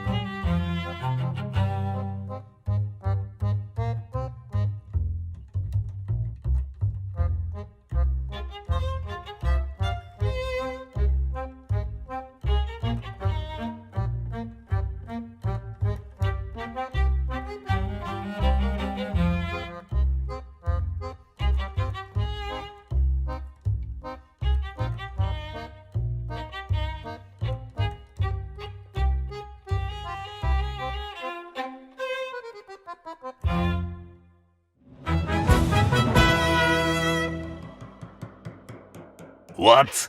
I can't believe you just beat me. You were probably cheating. I see someone as a sore loser. Shut up.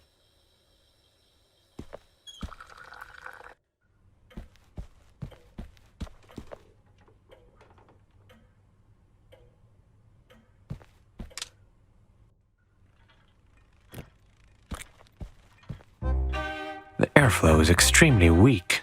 Perhaps something is blocking it up on the roof.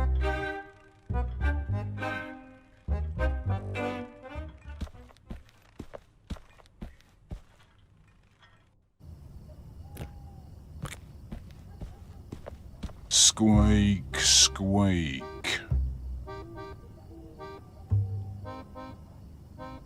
Do you expect me to play along? Maybe.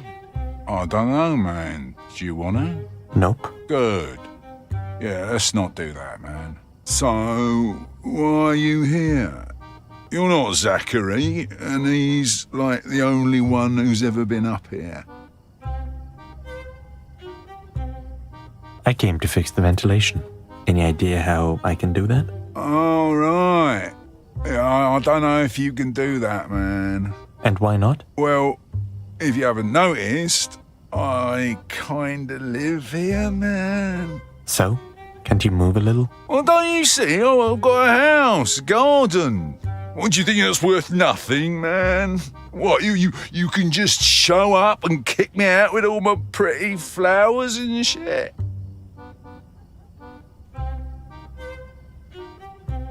Come on, Pip. Of course I didn't mean it like that. I'm sure we can find another way. Yeah, man, there is a way. Back when Zachary was still his old self, he was making some kind of an air vent for me.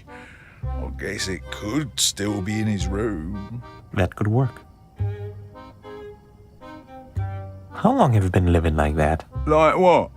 A free mouse, living his best life? Yeah, man, it's been a while. Wouldn't trade it for anything.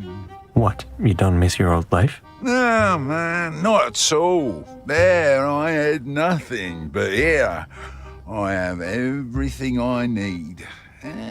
Being a mouse is a small price to pay. Plus, I'm way cuter now, so... I guess I can see the appeal. No need to worry about anything ever again. Exactly, man. It's paradise. Once you get used to the weird stuff. Back there, I was nothing but a burden. First to my parents, then to my girlfriend, and after that was over, even to myself. Here, I feel freer than ever before. Zachary says hi. Oh, man, I miss that grumpy little dude. We used to hang out up here all the time, looking at the stars, talking about life. Man, I'm getting emotional. Why don't you do that anymore? Because he only cares about that stupid game now. How was it? Ben and Jones, Bar and Stones, whatever, man. I thought I was over it, but you know how it is. Yeah, let's not talk about it. Okay, now I'm sad. I'll get going. See you, man.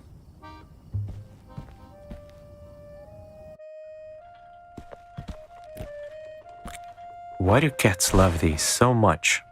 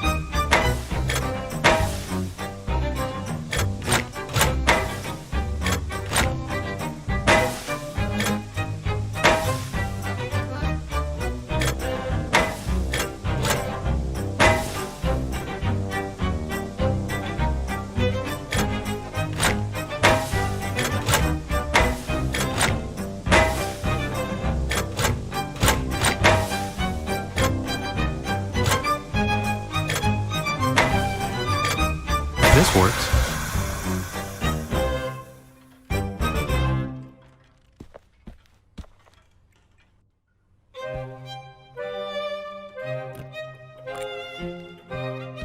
Goodness gracious, you did it, didn't you? My suffering has finally ended. Yeah, your torment has come to an end and blah, blah, blah. Don't be so cynical, mon cher. It gives you early wrinkles. Look, you already have one. What? No, I don't have any wrinkles. Nick, there's no wrinkle, right? Please don't freak out. But you do have a wrinkle. What? But it's just a tiny one. Don't worry about it. Sure, no need to stress about the inevitable. Why am I even... What about your piece of the spell, then? Oh, yes. As a reward for saving my priceless life, I bestow upon you, mysterious stranger with nice eyebrows, this meaningless piece of paper that I have had lying around for decades. Amen.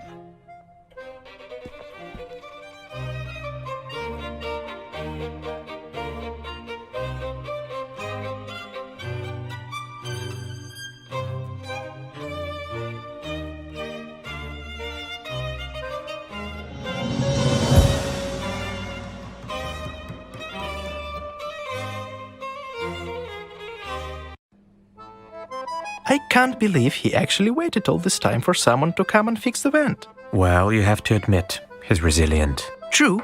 It takes a certain kind of insanity to stay in one place for I don't even know how long. So, how about another drink?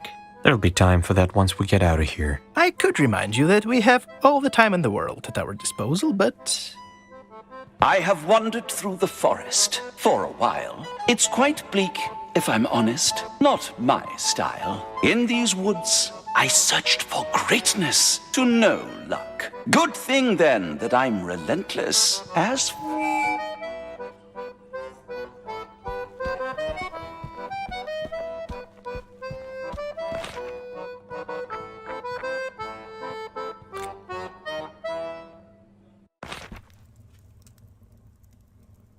Why can't you just give up? If you really expect me to let you paint my side of the living room pink, then you're even more stupid than I thought, sister. But why? You never had any taste anyway. Because it's pink. It's pretty. You know I hate pink. You hate all pretty things. So what? That's not true. You know I'm right. You just can't admit it. I guess liking pretty things also means having a pearl for a brain. Isn't that right, sister? Why do you always have to be so negative? You're ruining my aura. Then go back to your pretty room with your pretty things. You don't get to tell me what to do.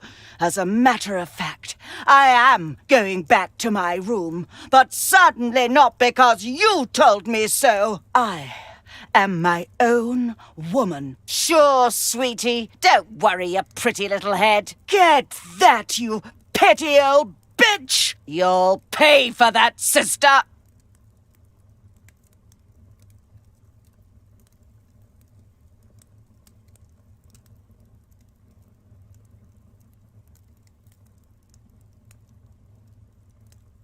What was that? I never said it was going to be easy.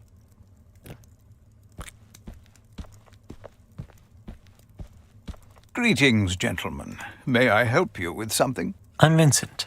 And you are? Jeeves. Nice to meet you, Vincent.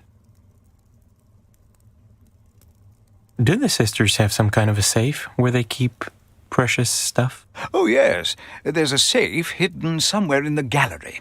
They made that safe together in a different, more peaceful time. Rose designed the lock, and Lily built the whole thing. It's truly remarkable, I must say. I'm sure it is. And, where's the gallery, you say? Oh, right there, behind that ugly-looking curtain. Wait, I don't think I was supposed to tell you all that, was I now? Probably not. You see, it's a long-time problem of mine. I have a very hard time keeping quiet. My chattiness may even have caused some quarrels between the twins. Don't worry. You did nothing wrong. If only I was so sure about that, young man. Do they always fight like that? I'm afraid so, but it wasn't always this way. They used to be so close as children. They even created their own special twin language.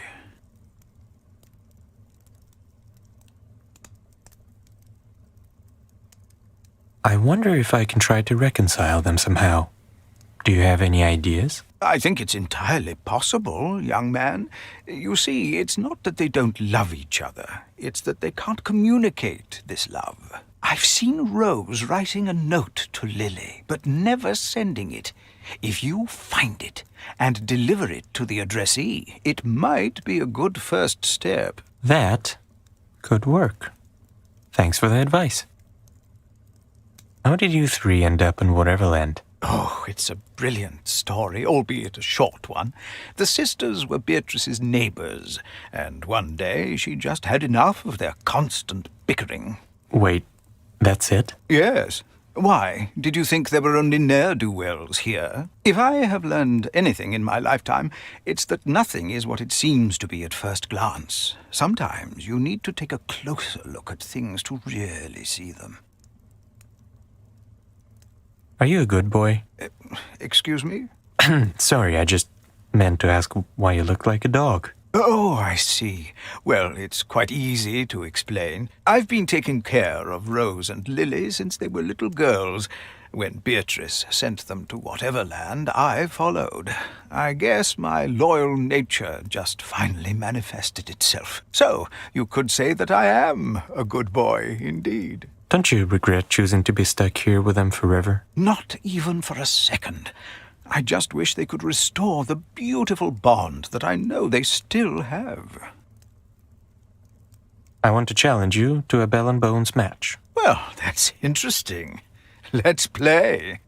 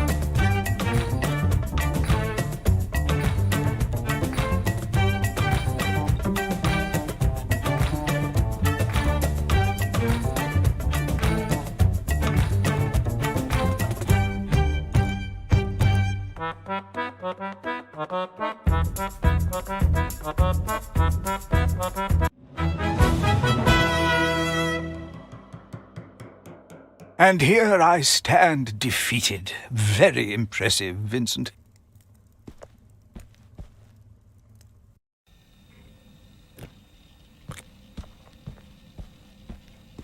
Where did I put my screwdriver? What do you want? Are you okay? That fight seemed intense. It's fine. I got used to the fighting long ago. It was always like that between us. Ever since we were little girls. Have you ever tried making peace with her? Actually, I have. I even wrote a letter. But I don't think that's any of your business. What about the letter? It's nothing. The letter was not one of my brightest ideas, and I have plenty of those. But they won't ever see the light of day if you keep distracting me. I heard you two have a piece of the spell which summons Beatrice. I really need it. What makes you think I care about what you need? And the fact that you have Nick as a sidekick isn't helping. Come on, Lily, it was ages ago. And your smug face still makes me sick.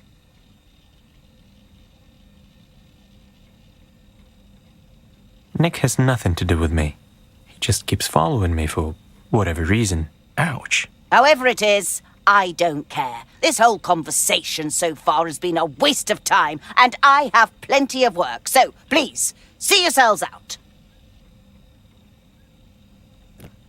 What is it? Can't you see I'm busy? Do you still have that letter you wrote to Rose? Maybe I do. But I don't see how that's any of your business. Point taken. Is that an actual computer? Looks ancient. This is Sam 9000. One of my best creations yet. And he's not ancient, just a little retro. Why Sam? Smart, autonomous machine. Brilliant, isn't it? Rose would never think of something like that. Never. Wow. Couldn't resist bringing up your sister, could you? Actually, she's the one who... I'm doing it again, aren't I? Yep. Do you know Harold? You look like you do. Harold?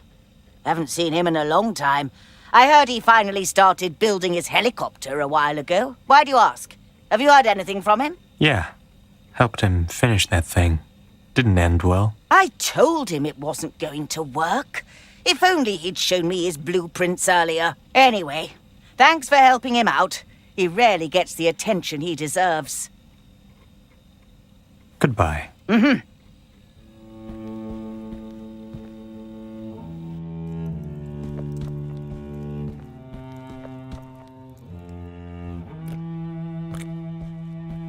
I'm so sorry you had to watch this unpleasant display.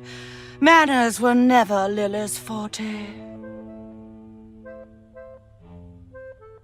It's fine. Families fight. Nothing new here. True. We both can get a little carried away. I hope it won't affect your impression of a certain half of this household. I heard many good things about you, darling.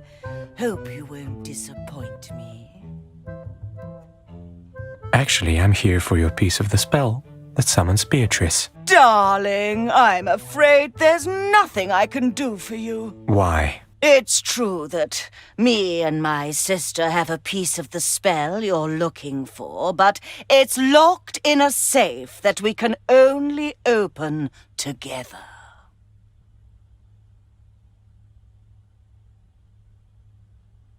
Then you can just open it, and I'll leave you be. That's out of the question, I'm afraid. There's no way I'm doing anything with her unless she apologizes for being a sorry old bitch. For a second there, I thought it would be easy. Chérie, is anything worthwhile ever easy?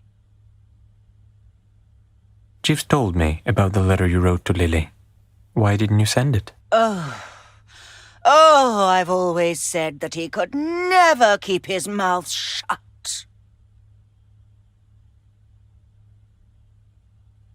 He's just worried about you. That's all. I know. After all, it's his job to take care of us. At least it used to be. He told you the truth. I did write a letter, but never dared to give it to her. Where's the letter now?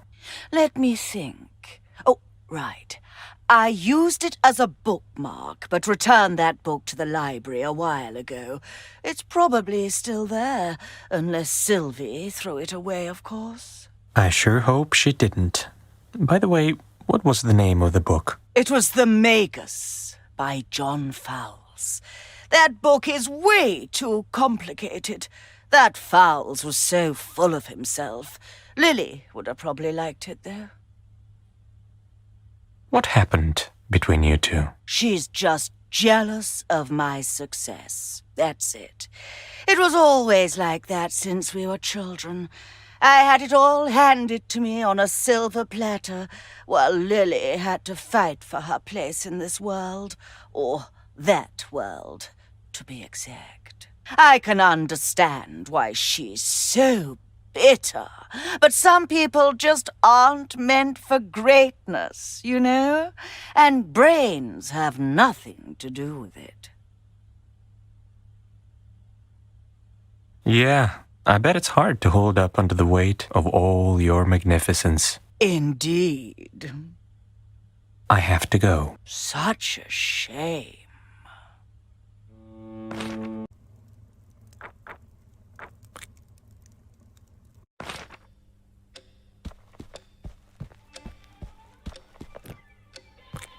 Hello. Actually, we have a favor to ask of you. I'm all ears. Although snakes have no ears, at least not the visible ones. Their inner ear is attached to the... Sylvia? Right. No snake facts. What do you need? We need a copy of The Magus by Joan Fowles that Rose returned here a while ago. The Magus? Let's see. Right. Here it is. You can have it. Why do I sense a, butt coming? Maybe it's because you have an impeccable sense of dramatic timing, which means you can help me with something. Seems like nothing in Whateverland worked before I came along. You're not entirely wrong about that. It's just... I've been working on my novel for some time now, but I can't figure out the details of the story. I have too many ideas, and since you're an editor, you can help me with that, right?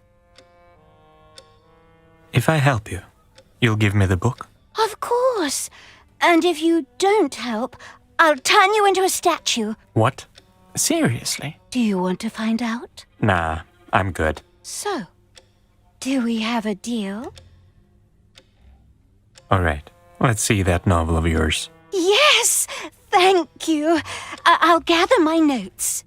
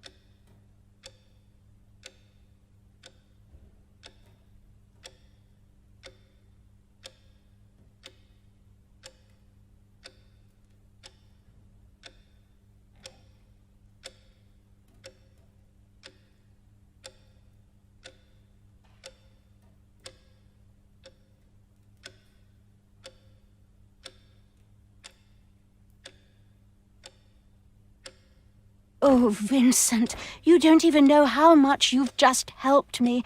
I'll send you the first draft as soon as it's done. Any idea when this will be? Well, you know how it is.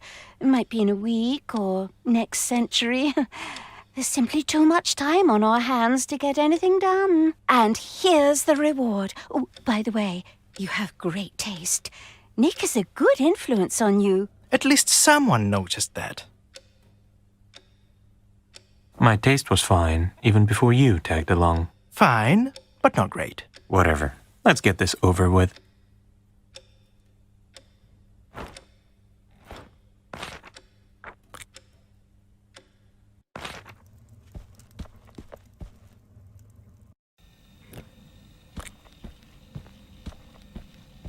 What is it? Can't you see I'm busy? Goodbye. Mm-hmm.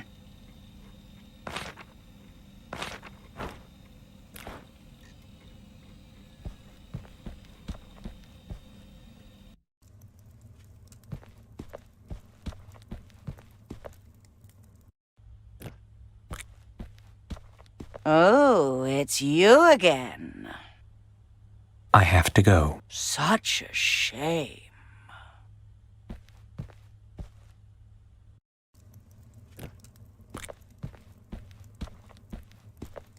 I'm all ears. I think I know a way to reconcile the sisters, but you have to help me. Really? Oh, that would be marvelous. I'll do all I can to help. Good. It's pretty simple. I need you to get Lily to leave her room and distract her for some time. You're not going to steal anything from her, are you? I'm not going to become your accomplice, am I?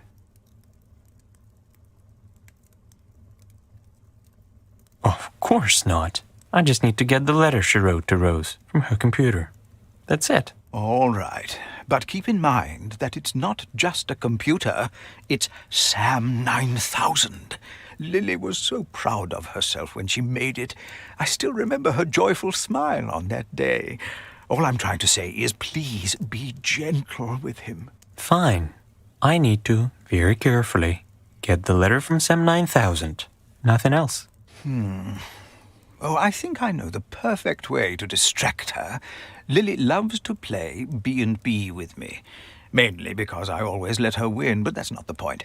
Just go and tell her I want to win my old monocle back. But you're one of the B&B champions. How can Lily believe that she's actually winning? Let's just say I'm good at pretending.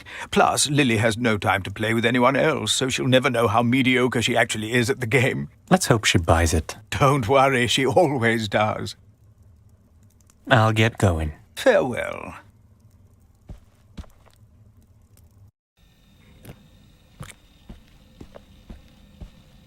What is it? Can't you see I'm busy? Hey, Lily. Jeeves asked me to tell you that he wants to win his old monocle back. As if it were possible. The old man has never beaten me before. All right, I'll let him try.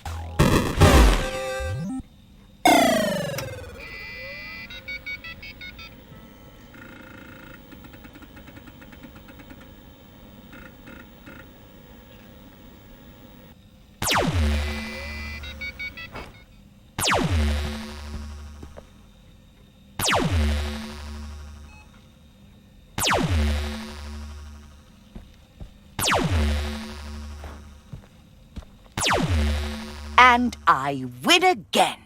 I have no idea how you're doing it. Well, my dear Jeeves, that is a secret I won't ever share.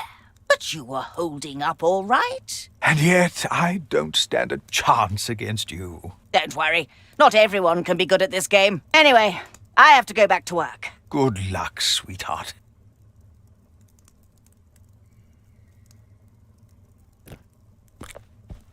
I'm all ears. I'll get going. Farewell.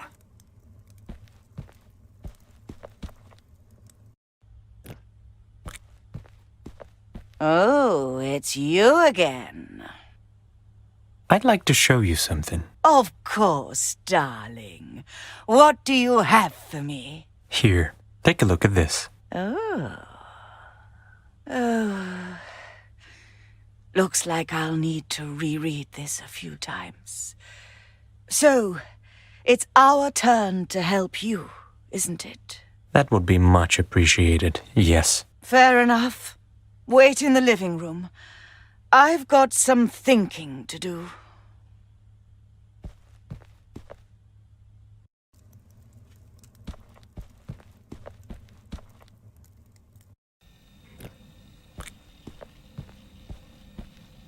What is it? Can't you see I'm busy? Look what I found. What is it? See for yourself? Would you please leave me alone? Sure.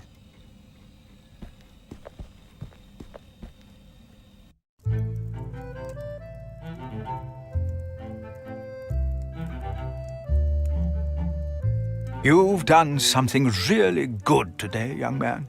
You really did. Stop it. I just needed to get the spell from them. Yeah, the one you could just steal and be done with it.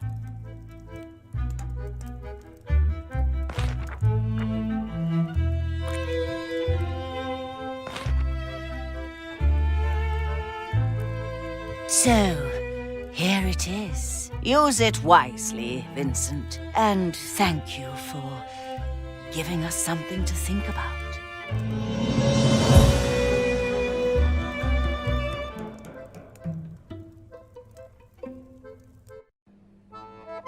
And the sisters are finally reconciled. Rather warms the heart, doesn't it? You know what? It actually does. How about we celebrate it? I'd die for a margarita. Not now. We still have a lot of work to do. You're insufferable. And you are a drunk. Excuse me, I'm a writer. Same thing. Touché. The hatred flows unchained, like fire in my veins. And where the darkness reigns, my mind was led astray. Oh dear, stay with me here for just a little while, and maybe fake a smile before we disappear.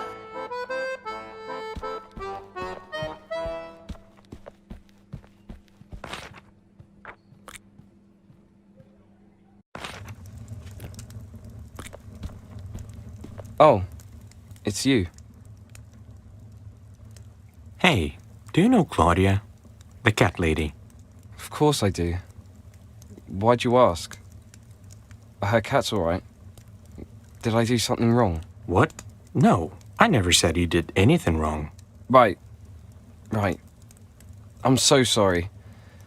You just have this serious look on your face, and I always assume I did something wrong. Just in case. What's wrong with my face? It's... no offense, but it creeps me out a little. It's like you're trying to dissect my soul with your eyes. Oh, well, this is just how my face works, I guess. Yeah, he always looks like he's trying to drill a hole in your brain with his death stare. Don't take it personally. Actually, I only use my death stare on you, Nick. Oh, I'm flattered. I knew you'd love it. Let's get back to the point. Claudia told me that she gave you the piece of the spell that's supposed to summon Beatrice. Do you still have it? The spell? Oh, yes, I think I do. She gave it to me last time I came to play with her cats. And do you need it? No, I don't. So, can you give it to me? No, I can't. And here I thought this would be the easiest of them all. Wait, I didn't mean it like that. I really want to give it to you, but it's locked in the box Beatrice got me when I just came here, along with my other things. It's right there, on the table. The problem is, I can't remember the passcode. You can't remember the passcode to your own box? How is this even possible? I'm really sorry.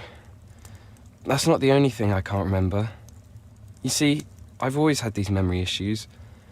But when Beatrice sent me to Whateverland, it became so much worse that I'd wake up with no memory of my life before I got here. At first, I wanted to forget. But Beatrice told me that I must remember why I ended up here, that I must relive these memories every day for the rest of eternity. I recorded everything on tapes, but kept forgetting them everywhere. I left clues on each tape so that I could find the other ones. But I lost the last one after jumping off that bridge. Now I can't remember anything from my past life, including the code. What if I find your tapes? Would you? Really? I mean, it would be the first time someone ever helped me. Before Beatrice, that is. Although, I can't remember what she actually did. Anyway, take this. It might help you look for the tapes. I heard about you helping other people, it's just... It would be the first time someone ever helped me. Before Beatrice, that is. Although, I can't remember what she actually did. Anyway, take this. It might help you look for the tapes.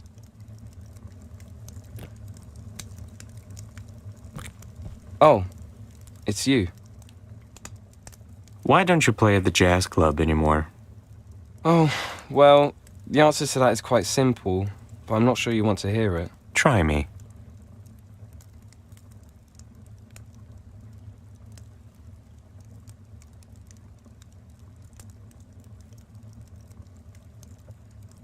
I'm sure you're just imagining things. Relax. Wow. Yeah, cool. I'll just relax. If you need anything else, I'll be here. Relaxing. Actually, you're wrong about the band. They really miss you. That's hard to believe. But maybe I'll drop by. I don't know. You say sorry a lot, don't you? Do I? Sorry about that. Oh. It's not a problem or anything, so don't worry. Thank you. I started doing it to please other people, but now it brings me some kind of comfort. So, how did you end up here? I'm sorry, I'd rather not talk about it. I have to go. Okay.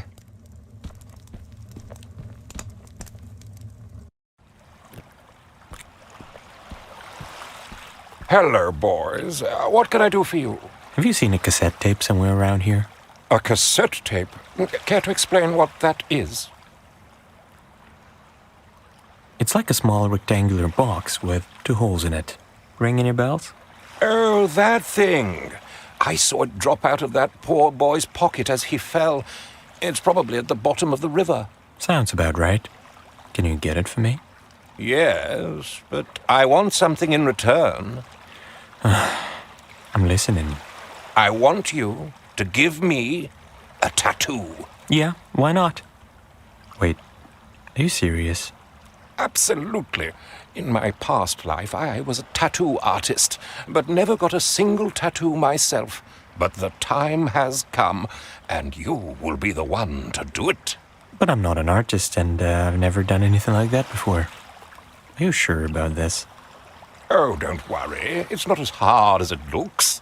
And besides, I never liked perfect tattoos anyway. I want my piece to have real character. Yeah, it's definitely not going to be perfect. Art was never about perfection anyway. Well said. Let's just hope Vincent won't get too creative.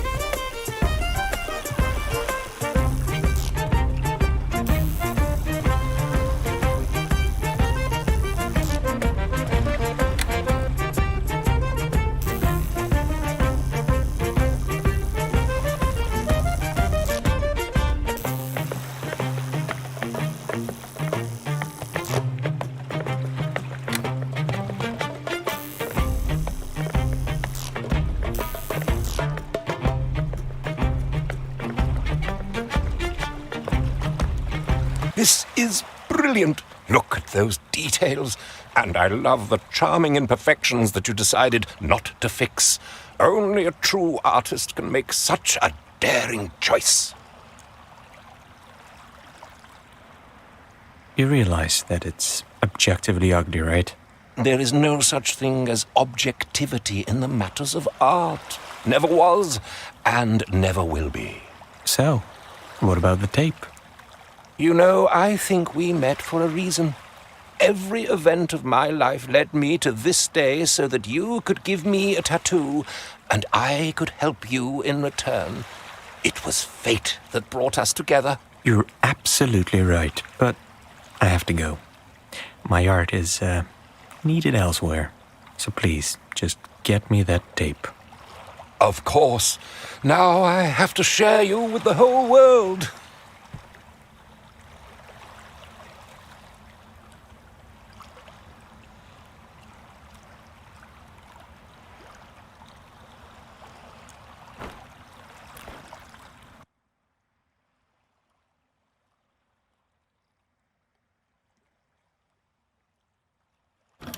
So now I'm here, wherever this is. I can feel my memory fading, slipping away. Maybe it would be better to forget. But she said that I must remember so I can heal. She promised me the pain would go away. She's so nice. Never screamed at me, never laid a hand on me. She's not like Dad. I can trust her. I think I heard jazz playing in the background. We should check the jazz club next.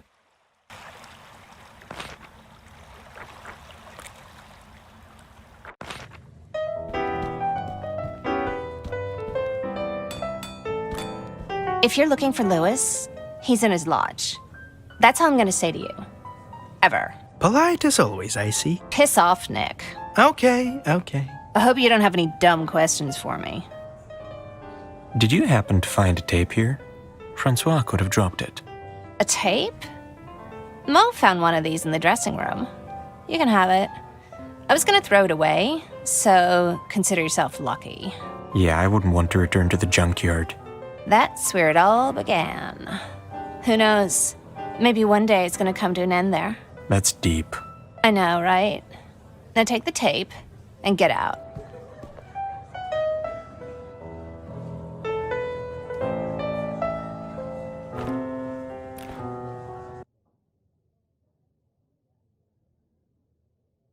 I can still feel her gentle arms around me. The last time I felt this way was when Mum was still alive. How long was that? No way I'll remember now. Maybe it's for the best. I'm scared of remembering. But if I don't, my mind drives me insane. I'm quite sure I am. All I see are endless question marks. But you can Who am I? Why am I here? What did I do? I'm glad you like it. Was that Fida? I should probably check the arabesque.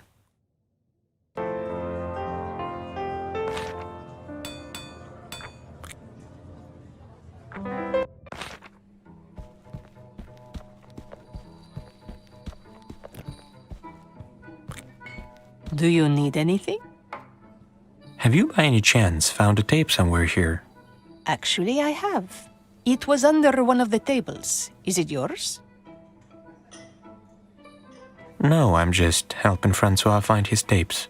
Oh, Francois. I'm glad someone's looking out for that boy. He always seemed too troubled for someone so young. Here's the tape. Thanks.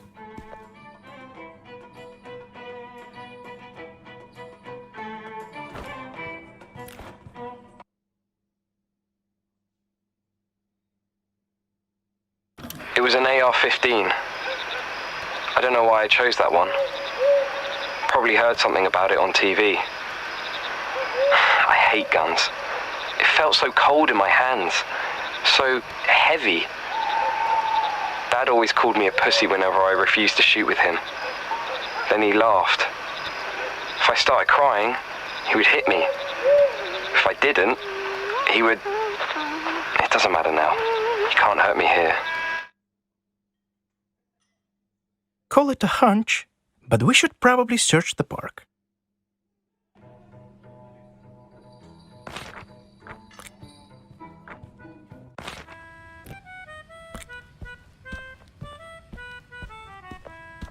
Yeah? Hey, have you seen a tape here? Yeah, I did. Threw it away. Really? Shit. Just kidding. I expected a bigger reaction from you, honestly. You're annoying. Oh, blah, blah, blah. Whatever. Here's the tape, oldie.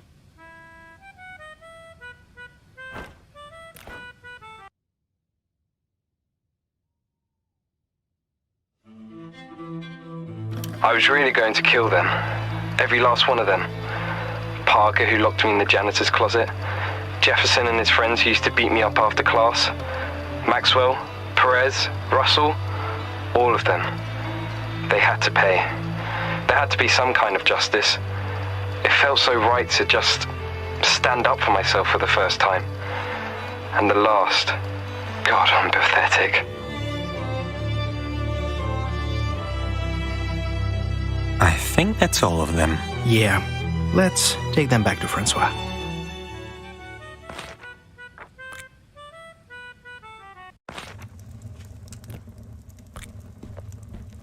Oh, it's you.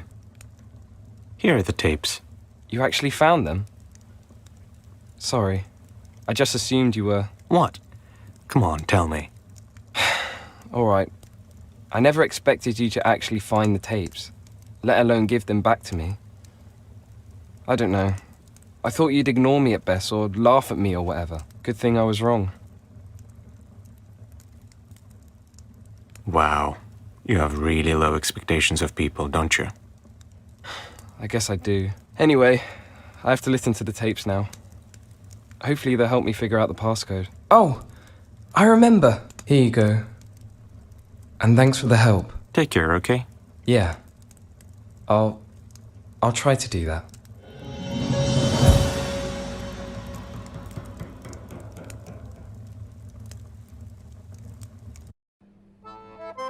That was dark. I hope we helped him, even if just a little. Yeah, who knows?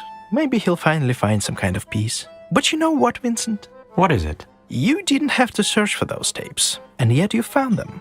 And I'm happy that you did. I really am. We did it together. Oh, stop it. You're putting a tear in my eye. Now, how about another round? Seriously, Nick? Just kidding, just kidding.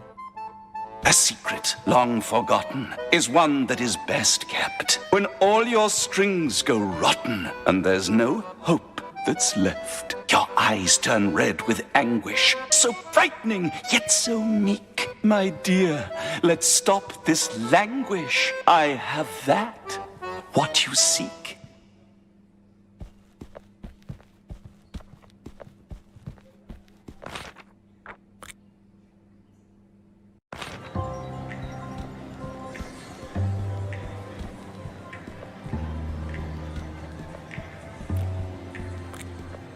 State your business. I have become the second best Bell and Bones player in Whateverland. Will you let me in now? The leader has heard of your achievements. You managed to impress him. That is true. So, can I talk to him? It depends. Do you have the 6 pieces of the spell? And don't look so surprised. You know what I'm talking about. The leader has eyes and ears everywhere. I have the pieces. Good. Follow. What do you mean, I mean, you're not what I expected to see. Is that supposed to be an insult or a compliment? Neither. I just made an observation. Okay. You're not very chatty, are you? No. I prefer to act, not chat. Are you always so serious? Yes. Alright, so... I know why you're here. You want my piece of Beatrice's spell. And I also know that you already have the rest of the pieces. Is that right? Someone has eyes everywhere, huh? I told you. Here is my offer. We play against each other. Whoever wins gets all 7 pieces. How does that sound? How's that fair? I've been doing God knows what to get these, and you only have 1. Haven't you heard? Life's not fair. It's all or nothing. Alright, tough guy. Let's play.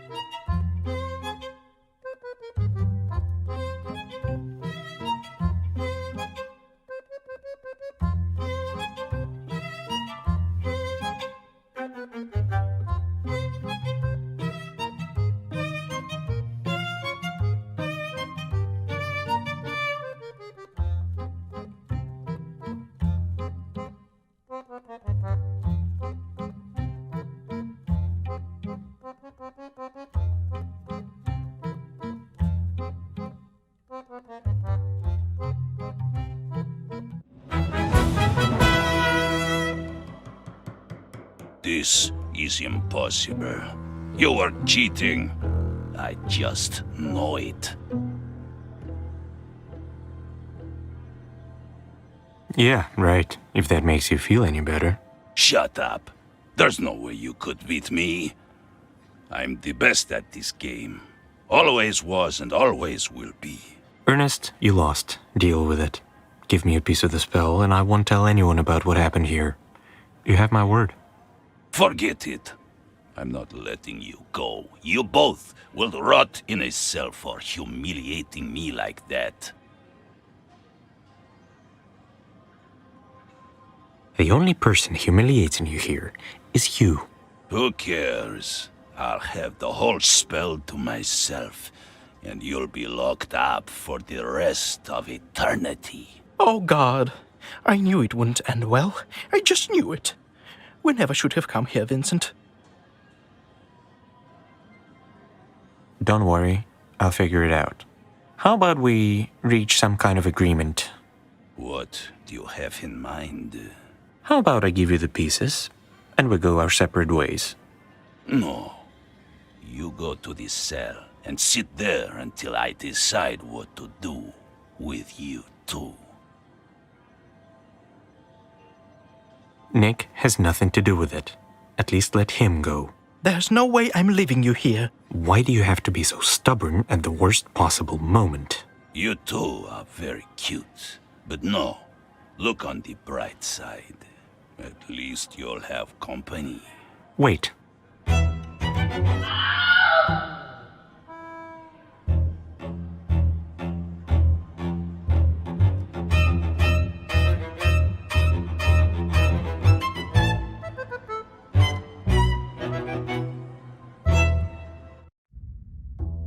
And here I am, trapped in a cell with no hope of ever getting out. Marvelous. Just marvelous. And the worst part is, I'm all alone. For eternity at that. Just how fast will I go insane?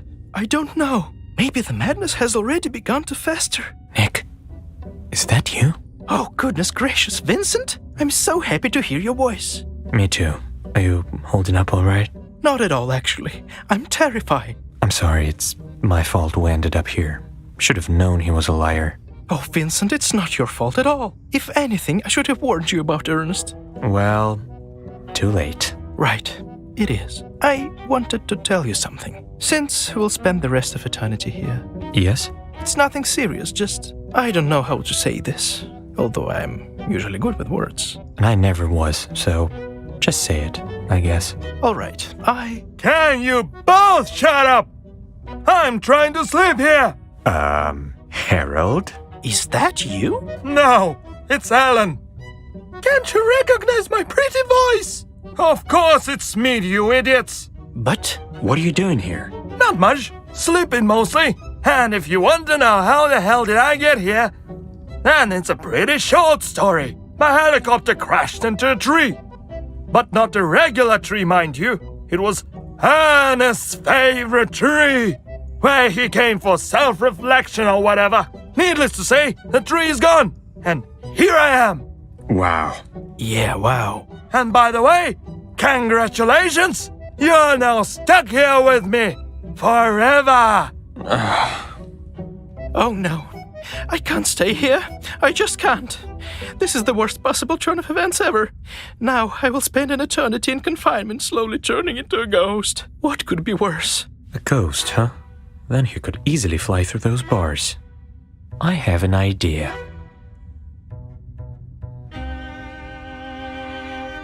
I guess you'll never write that novel of yours. Yes, you're right. I will never become the writer I dreamt to be. Why on earth did I ever write my great novel? What was holding me back this whole time? Because you've been too busy complaining and throwing your life away, don't you think? I always thought that was my way to greatness. But now, oh no, I can't stand it. I feel horrible. How do I make it stop? Just relax, Nick. Your life was meaningless this whole time anyway. This is unbearable. I already can't feel my legs. And it's so cold in here, isn't it? Or am I just imagining things? God, I already started to hallucinate. No, no, no!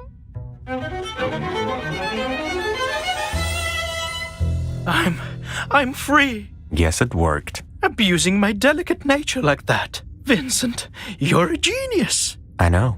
Are you going to help us or what? Already on it. Let's see.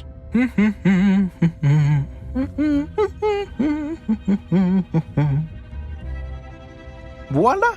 You two are the luckiest bastards I've ever seen. You bet. What now? Now we find a way to get out of here.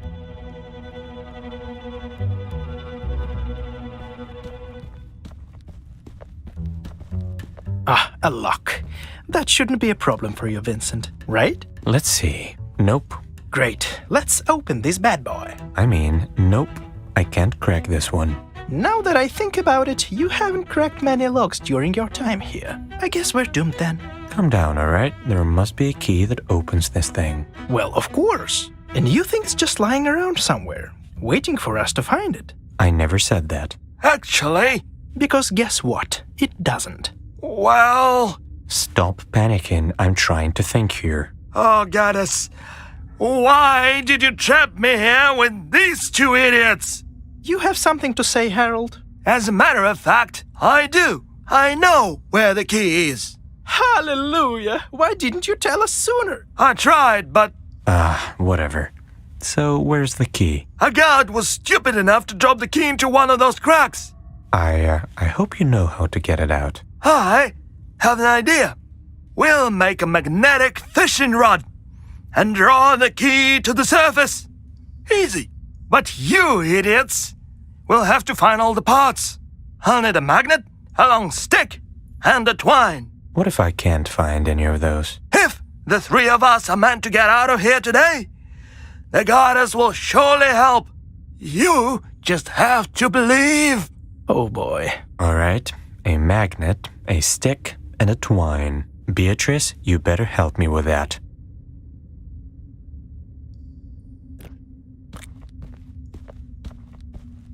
Hope it's sturdy enough. Excuse me? Consider yourself excused. How can I help you? I'm looking for a magnet. Maybe you've seen one? Well, you're in luck. I happen to have one myself. Can I borrow it? Oh, no. But you can exchange it. Okay. What do you want? A bottle of nice red wine, please. You got yourself a deal.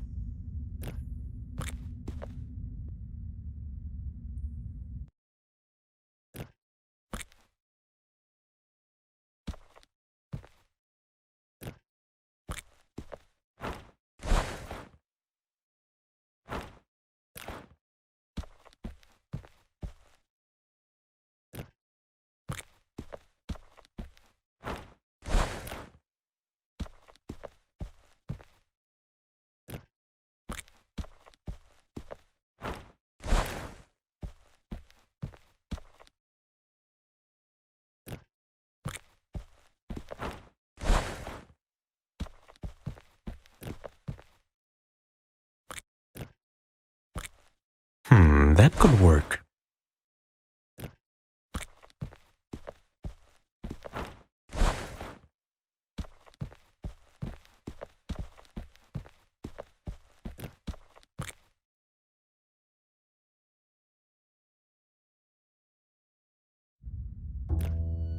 Take your time. That key isn't going anywhere, and neither are we.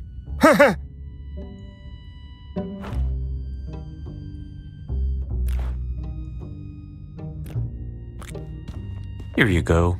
Looked pretty fancy to me. Fancy indeed. The magnet is yours.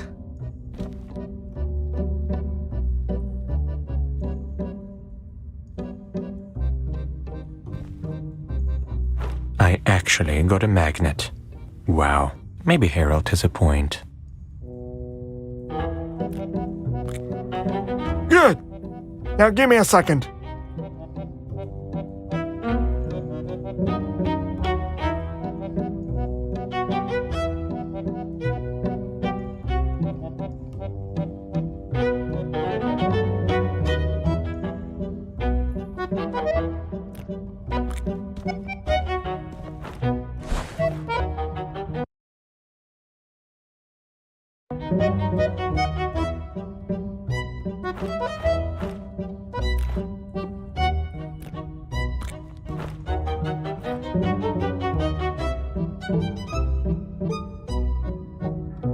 Yes, good job, Vincent. Hey! I was the one who made the rod. Whatever. At least we got the key. Let's get out of here, shall we?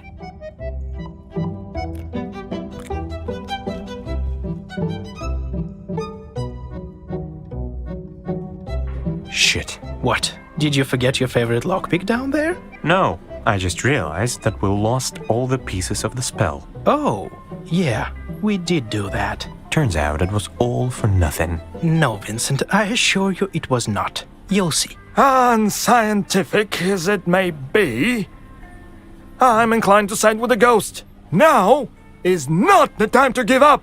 If only I could share your optimism. Is that Ernest's study? My, oh my. The dude is fancy.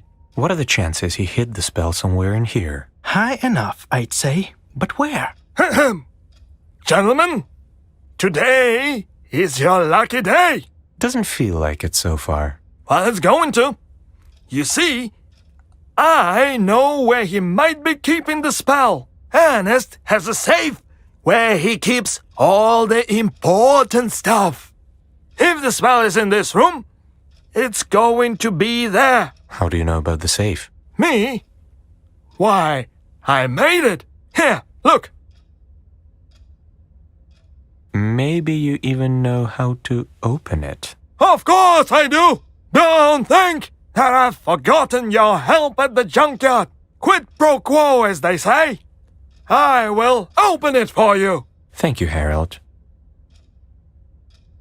Vincent, I think today is our lucky day indeed. All 7 pieces. Reunited at last. And all thanks to me. Now we just have to get out of here unnoticed. Well, here's an idea. The window. Yeah, right. Yeah, right. Wait, what?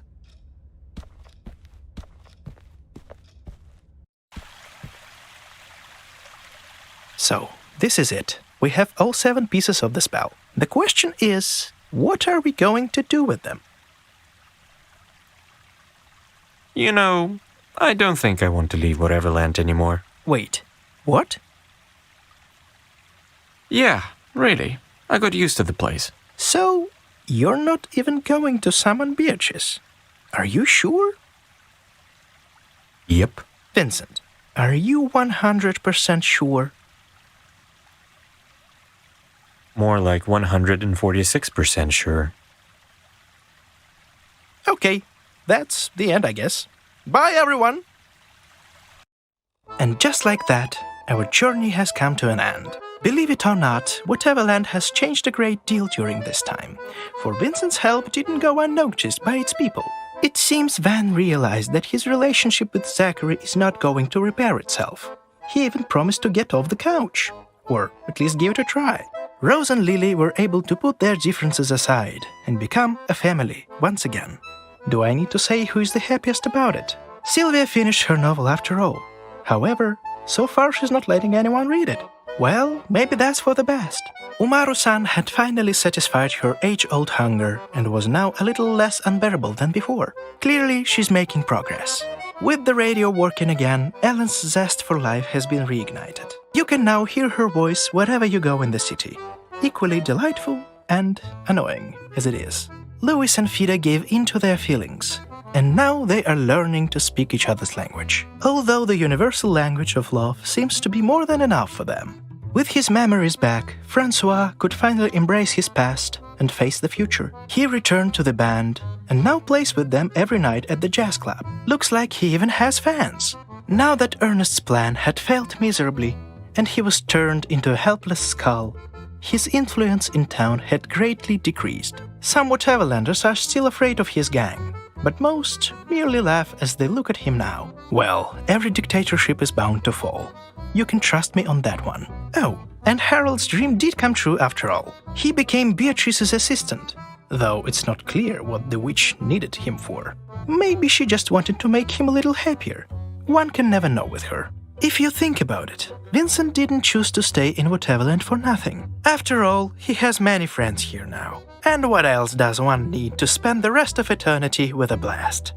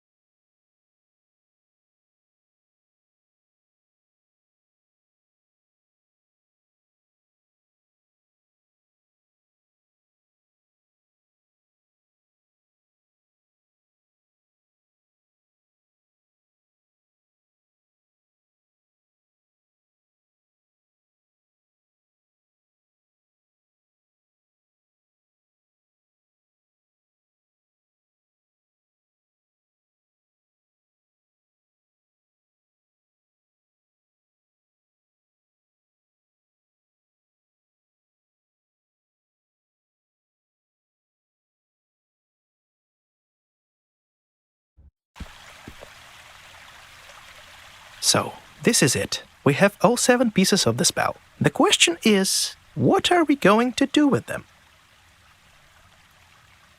What do you mean? Let's summon that witch. Yes, I can't believe it's finally happening.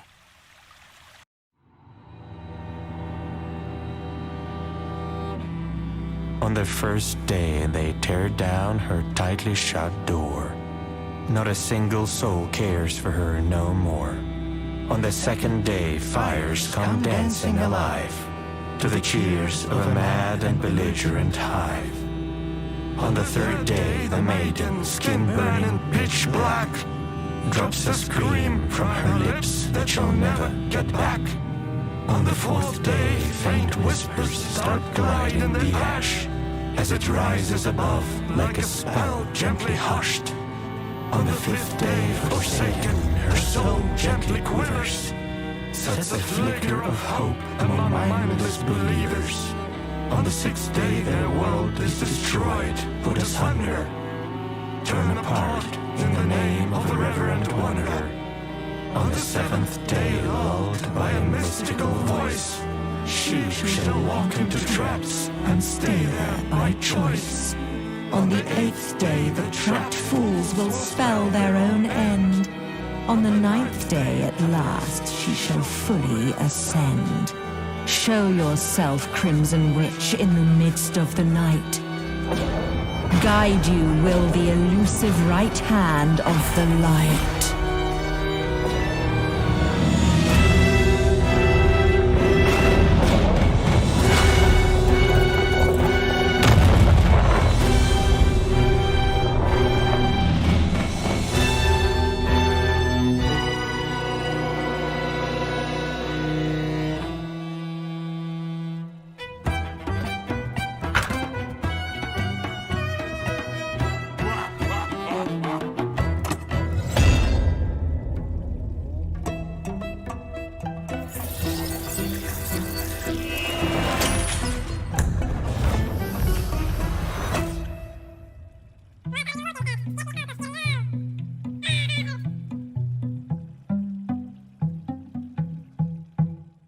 Impressive. Thank you.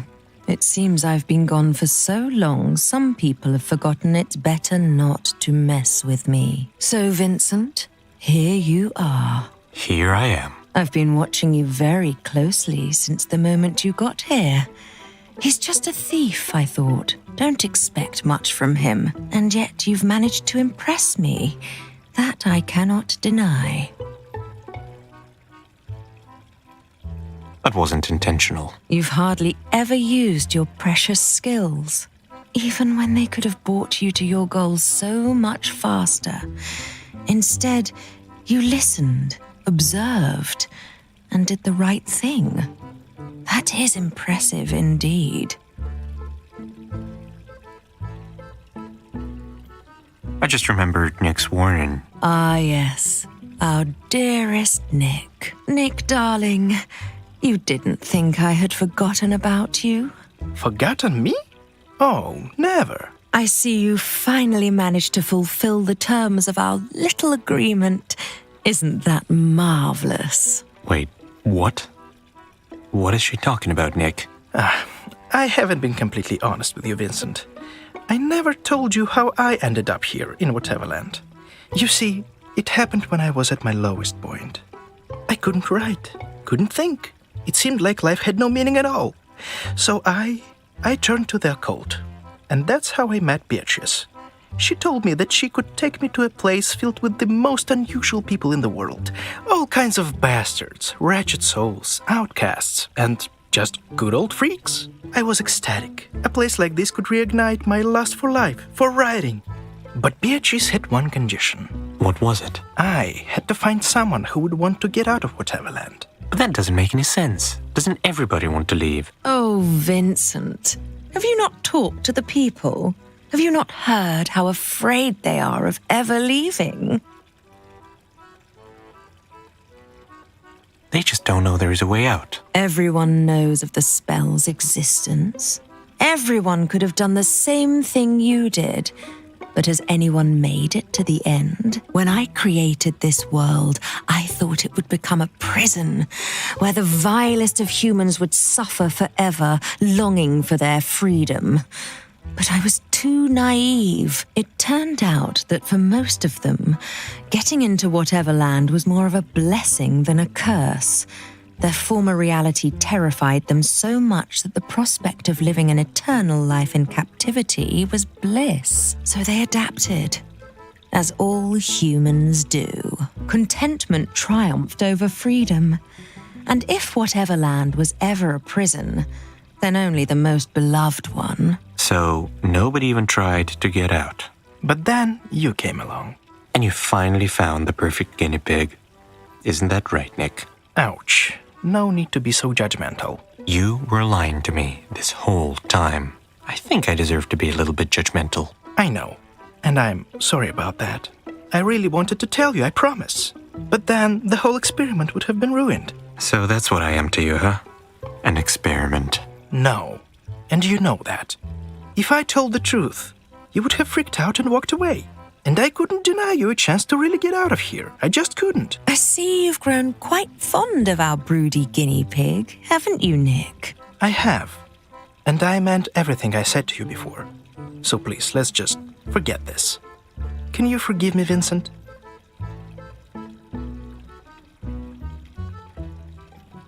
I understand why you did what you did. I forgive you. Thank you. I'll make it up to you, promise. Looking forward to it. This is all very cute. But how about we go back to the matter at hand? Yeah, we'll figure it out later. We sure will. Very well. Since no one else has any questions, I guess I'll be the one to do the asking. So, Vincent, what is it you want from me? I want you to send me back to the real world. An unexpected choice. Was the dream not as sweet as you thought it would be? You alone know the answer. I shall do as you ask. What about you, my dear friend? Do you wish to leave Whateverland forever, now that you've fulfilled your part of our little arrangement? From now on, where Vincent goes, I follow. It's as simple as that. Are you trying to make me cry? Because it's not working. Yeah, sure. There's just something in your eye, huh? It's settled then.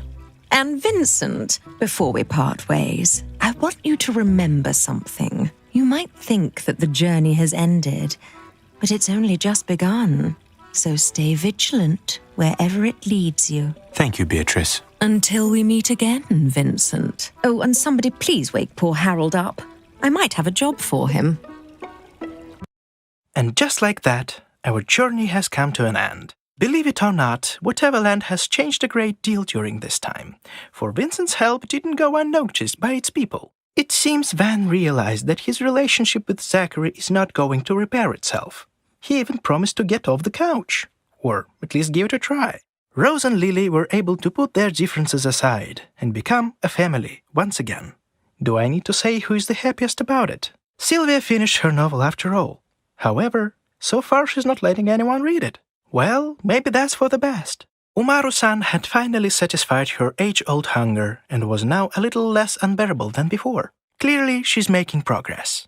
With the radio working again, Ellen's zest for life has been reignited. You can now hear her voice wherever you go in the city, equally delightful and annoying as it is.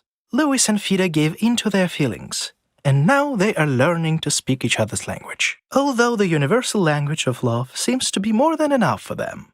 With his memories back, Francois could finally embrace his past and face the future. He returned to the band and now plays with them every night at the jazz club. Looks like he even has fans. Now that Ernest's plan had failed miserably and he was turned into a helpless skull, his influence in town had greatly decreased. Some Whateverlanders are still afraid of his gang, but most merely laugh as they look at him now. Well, every dictatorship is bound to fall. You can trust me on that one.